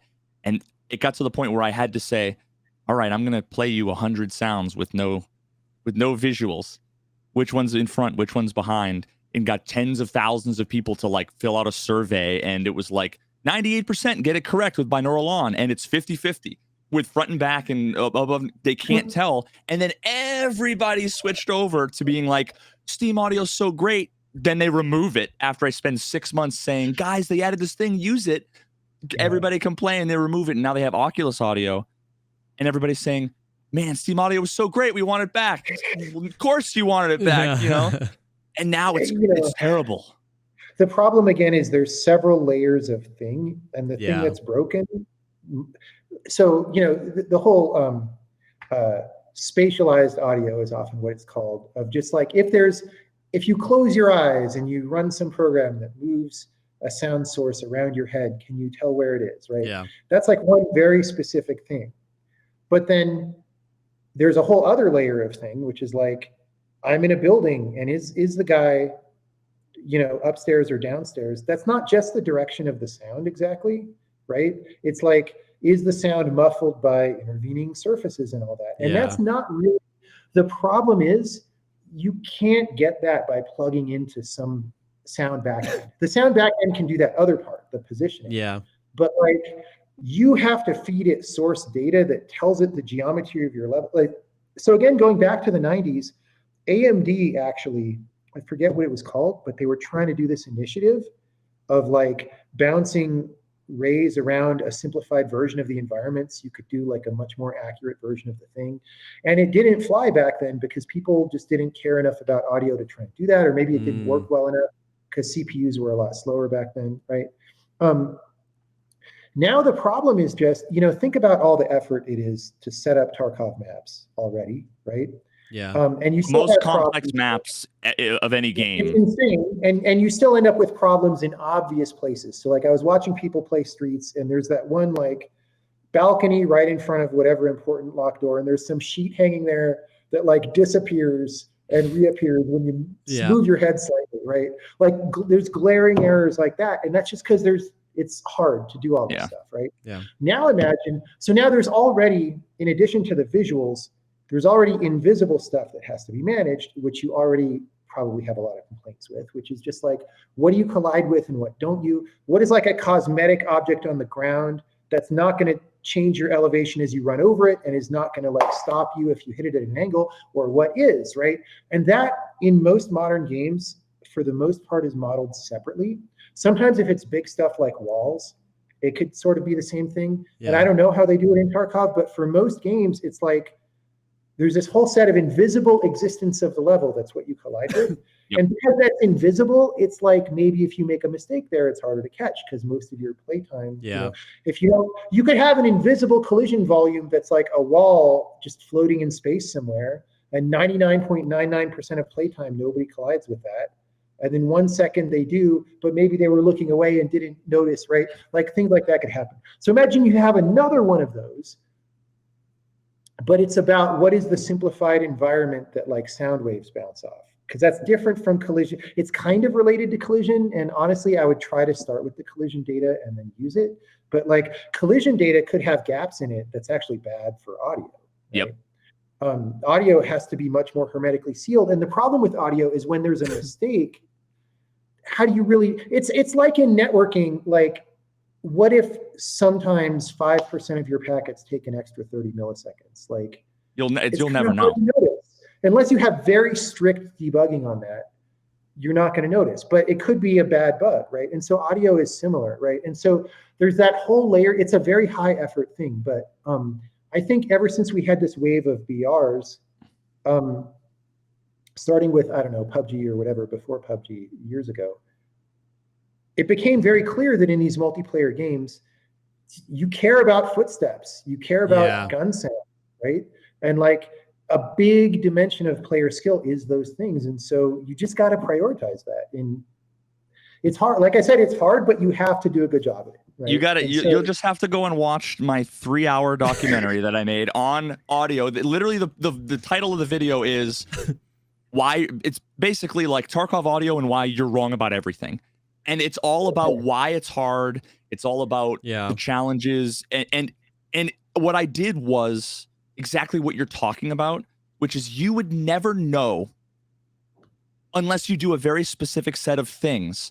So with the new audio system, this Oculus audio, right? There's this binaural audio checkbox. So I had spent like 9 months telling everybody with Steam Audio to turn it on.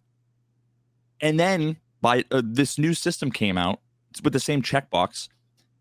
And everybody was split. Some people were saying, put it on, it changes everything. Some people were saying, turn it off, it changes everything. Some were saying there's frame rate issues, whatever. I went in and I know, especially from when I worked on this video, how impossible it is. So think about this. You hear some sounds, you have to check a checkbox and it says restart the game to have your settings. So then you leave the game, 2, 5, 7, 10 minutes goes by, you open up a new map with new sounds and you go, it sounds different. I instantly know you are not ever going to compare apples to apples, ever. Yeah. So that's why I went and I made another test where I said, here's every single thing. You tell me if it sounds different, if it sounds the same. And the graphs like don't lie, where I discovered that binaural audio, the checkbox, it does nothing. Currently.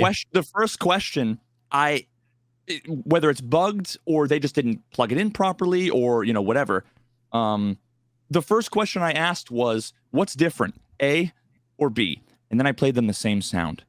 And 60% of the people said no difference. The rest said A, the rest said B. And then the next one, I played them with binaural on and binaural off, and I said, what's different? And it was 60% said, and then I snuck in some Steam Audio ones from a year ago, and it was 98% said behind, and they got it correct, whereas everyone else was 50-50, Yep. But how could you ever know if you're a player what's good or what's not? And then people also said, well, how did this get through testing?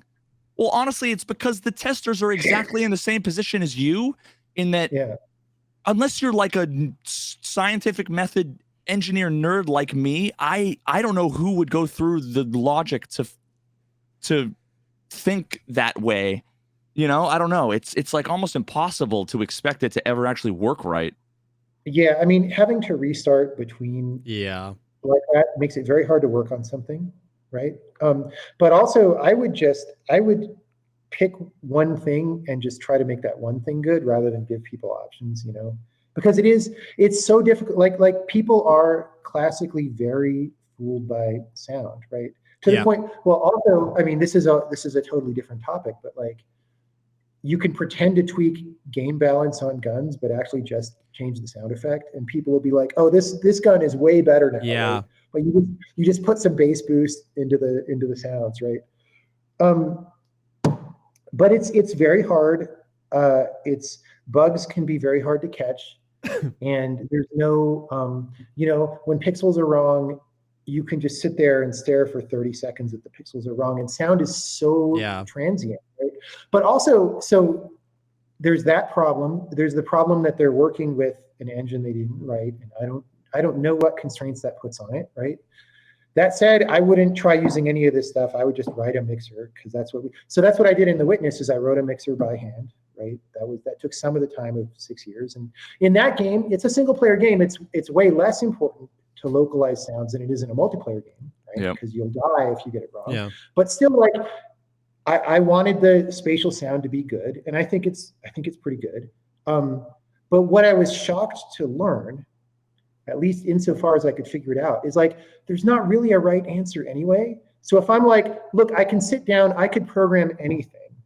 What am I supposed to do when there's some speakers or some headphones and a sound is in a certain position? What is mathematically the right answer for some simplified model? Because actually the right answer is do a perfect physical simulation of an exact replica of the environment, but you can't do that. And so for that person and their ears and their but even something simple like, I'm in a void in space with a sound around me and I've got like 4 speakers.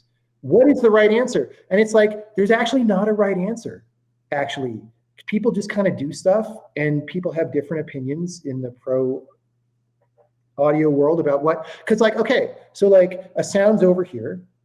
I've just got headphones, right? It's directly left. How much of it should I hear in my right ear? Yeah.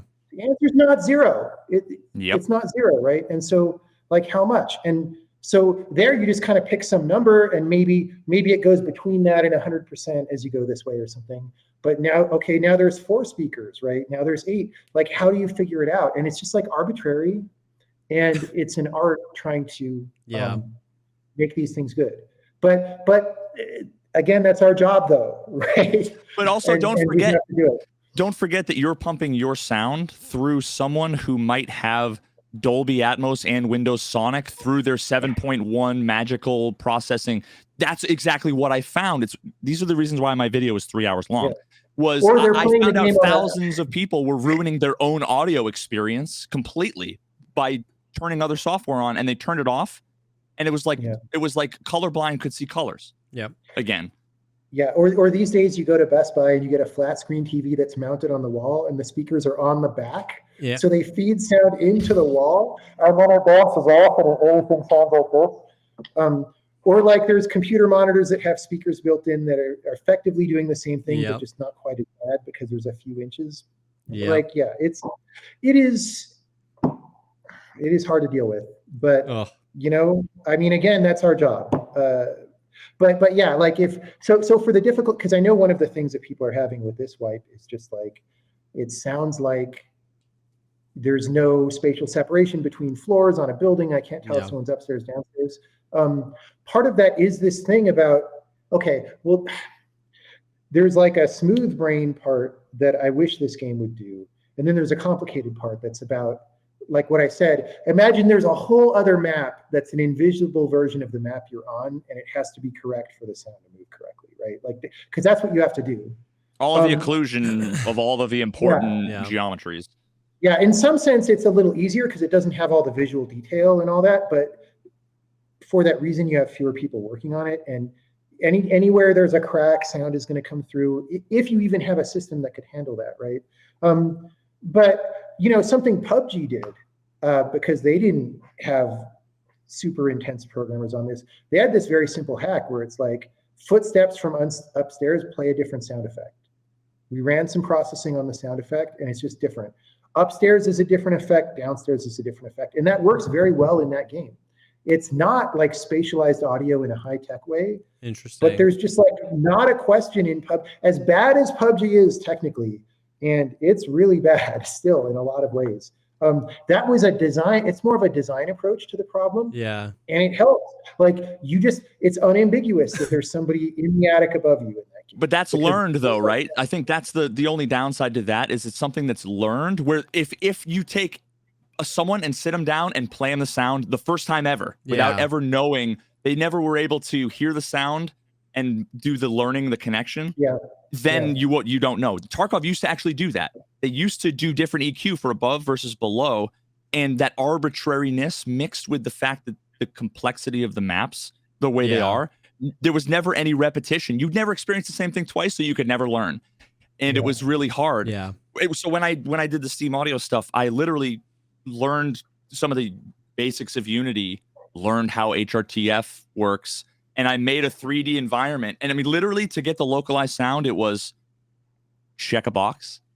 And it's like you play a sound and you get perfect local, well, not perfect, but if you close your eyes and show it to 100 people and play them a sound, 96 of them will say that's above, that's below, that's to the left, that's to the right. And like the video proves it. And then the other aspect that they never put in, because what Tarkov has historically had was they manually built all the occlusion themselves. So some of the issues there when you're just kind of going with the best you can, the compromise is you look at like a 3-story staircase, like in Factory, it's 3 boxes. So even though you're at the top of the stairwell looking down, it sounds like they're a million miles away. It's completely muffled footsteps. So that when you're on the top stairs, a little bit back, all of a sudden, step, step, step, bang, you're dead. Because you heard nothing coming up because it was like 6 occlusion layers in between. But with that's kind of when you need the sound bouncing sideways to the environment and back, right? Which is exactly what Steam Audio, and that's what Steam Audio did, or they never implemented Could have done that additional part. But the way that you do that is you basically go and you say, this geometry here is wood. This geometry here is concrete. And it definitely can be taxing. And I think that was one of the biggest issues is I think they ran into performance stuff. But you'd be surprised how amazing it is. And I did the demo where you hear a sound, and they even had like the floating orb, had like the 3-minute scav yelling from like the movie, the hilarious thing where he's just screaming. And it was like walk up the stairwell and you hear it. You no longer can pinpoint where it is once you go up one flight of stairs. It's just all around you. But it was really natural and everything. And I think they'll be able to do the same thing with Oculus. It's just awkward. I mean, the good news is all this stuff is fixable. The bad news is it's hard and tweaky, right? And so the thing you were talking about the simple HRTF demo, right? You might be tempted to think, well, how hard could it be to at least get the direction right? Like maybe the materials are hard, but look, I can just run this demo where the direction is perfect. The thing to keep in mind there is if you do this sound bouncing around you, like imagine you're in a fight with a dude and he's in some room, it's a concrete room or something, and the door's open, right? And there's a wall between you and him, and there's like 4 or 5 feet on the wall, right? And so if he makes sounds in there that you care a lot about, what direction should they come from, right? In real life, you're not going to hear very much through that concrete. You might hear a very, very, very low pass filter version of things, but it also takes longer, right? The faster full frequency thing is going to bounce through the doorway.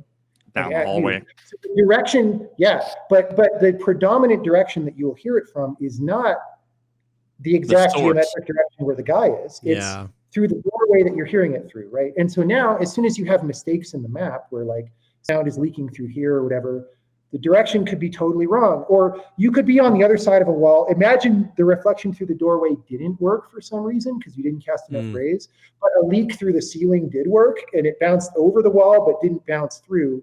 Totally wrong direction. And like that's just the kind of stuff that could happen when this isn't perfect, right? And you ask anyone and you say, what should it sound like? unless you have been in a room and have heard an AK shoot from down the hall, like nobody knows the right answer, right? You kind of have to just say like, I think it sounds okay. But when sometimes people don't have, the most amazing judgment in terms of whatever, then you just end up with things that are ambiguous. Some people are like, I think it's good. Some people are like, it's god awful. And who knows? Yeah. Ugh. Yep. Are we we've been going for 2 hours. No, I think I don't want to take up any more of your time. This was like unbelievable. Like I can already tell from the comments and everything that this is like one of the coolest conversations we have ever had, and the ability to like get so much wisdom from someone who actually knows, not just someone pretending to maybe have recently learned, like is amazing. Internet, what are you talking about? No, thanks for the kind comments, and you guys are great hosts, and thanks for having me on, and good luck with the game. Thank you. Good luck getting kicked in the nuts over and over. And over. Let us know if you want to come and get kicked in the nuts with us together. Yeah. No, seriously. Thank you so much for your time, and just like, it's just crazy how it all connected, and the fact that you even came across V's video and that you've played Tarkov and were interested enough in it. And so it's been awesome. So thank you for your time. The last thing I would like to say before, just so it's on the record, right? It's the internet. Someone's going to find like one sentence that I said that sounds super negative about Tarkov, and they're going to clip it and put it on YouTube along with like a Soulja Boy clip or something, because that's something people like to do with me. I mean, my honest opinion about the game is like, there's a lot of games I don't respect that much, and I'll say so very clearly. Like, I tried playing Battlefield 2042 last year, and it was terrible, right? And I don't think there's much excuse for how bad it was. Yeah. It's just a badly run game project. That doesn't mean the particular people on the line, but like the management and all that was terrible, right? And, but Tarkov is like one of these few games. Like, I follow it. I still like. I don't know what year I first played it. Was it 2019, 2018, something like that? Probably 2019. But I'm still following it 4 years later, which how many games? And I would like to play it. I tried to play it a couple weeks ago, right? And I really respect that they're trying something new. They're doing something very hard. They're not trying something new that's like kind of easy or medium. It's like, we're going to have a whole world scale shopping mall with all the shops 1-to-1, right? Or, we're going to have a whole, people just don't try that anymore, because honestly, game development is so hard. It's very difficult to try to find people who do things that are ambitious that way. And so I really respect that. I really respect that their design is very different. There's not that many, like I've been in games for a long time, but I got in as sort of the indie designer who was doing different stuff. And there was this big explosion of indie games, but now most of them aren't doing things that are that different. Most of them are kind of like trying to be AAA on a low budget, right? And Tarkov is like, it's trying to be its own thing, and that's super cool. And I hope they continue that, and I hope the game keeps getting better. And as soon as I'm back home, I'll try playing it when I'm on a real gaming machine. Laptop I'm on right now. Amen. But good luck. Thank you for having me. And, see ya. Yeah, thank you so much. Have a good one. Appreciate it.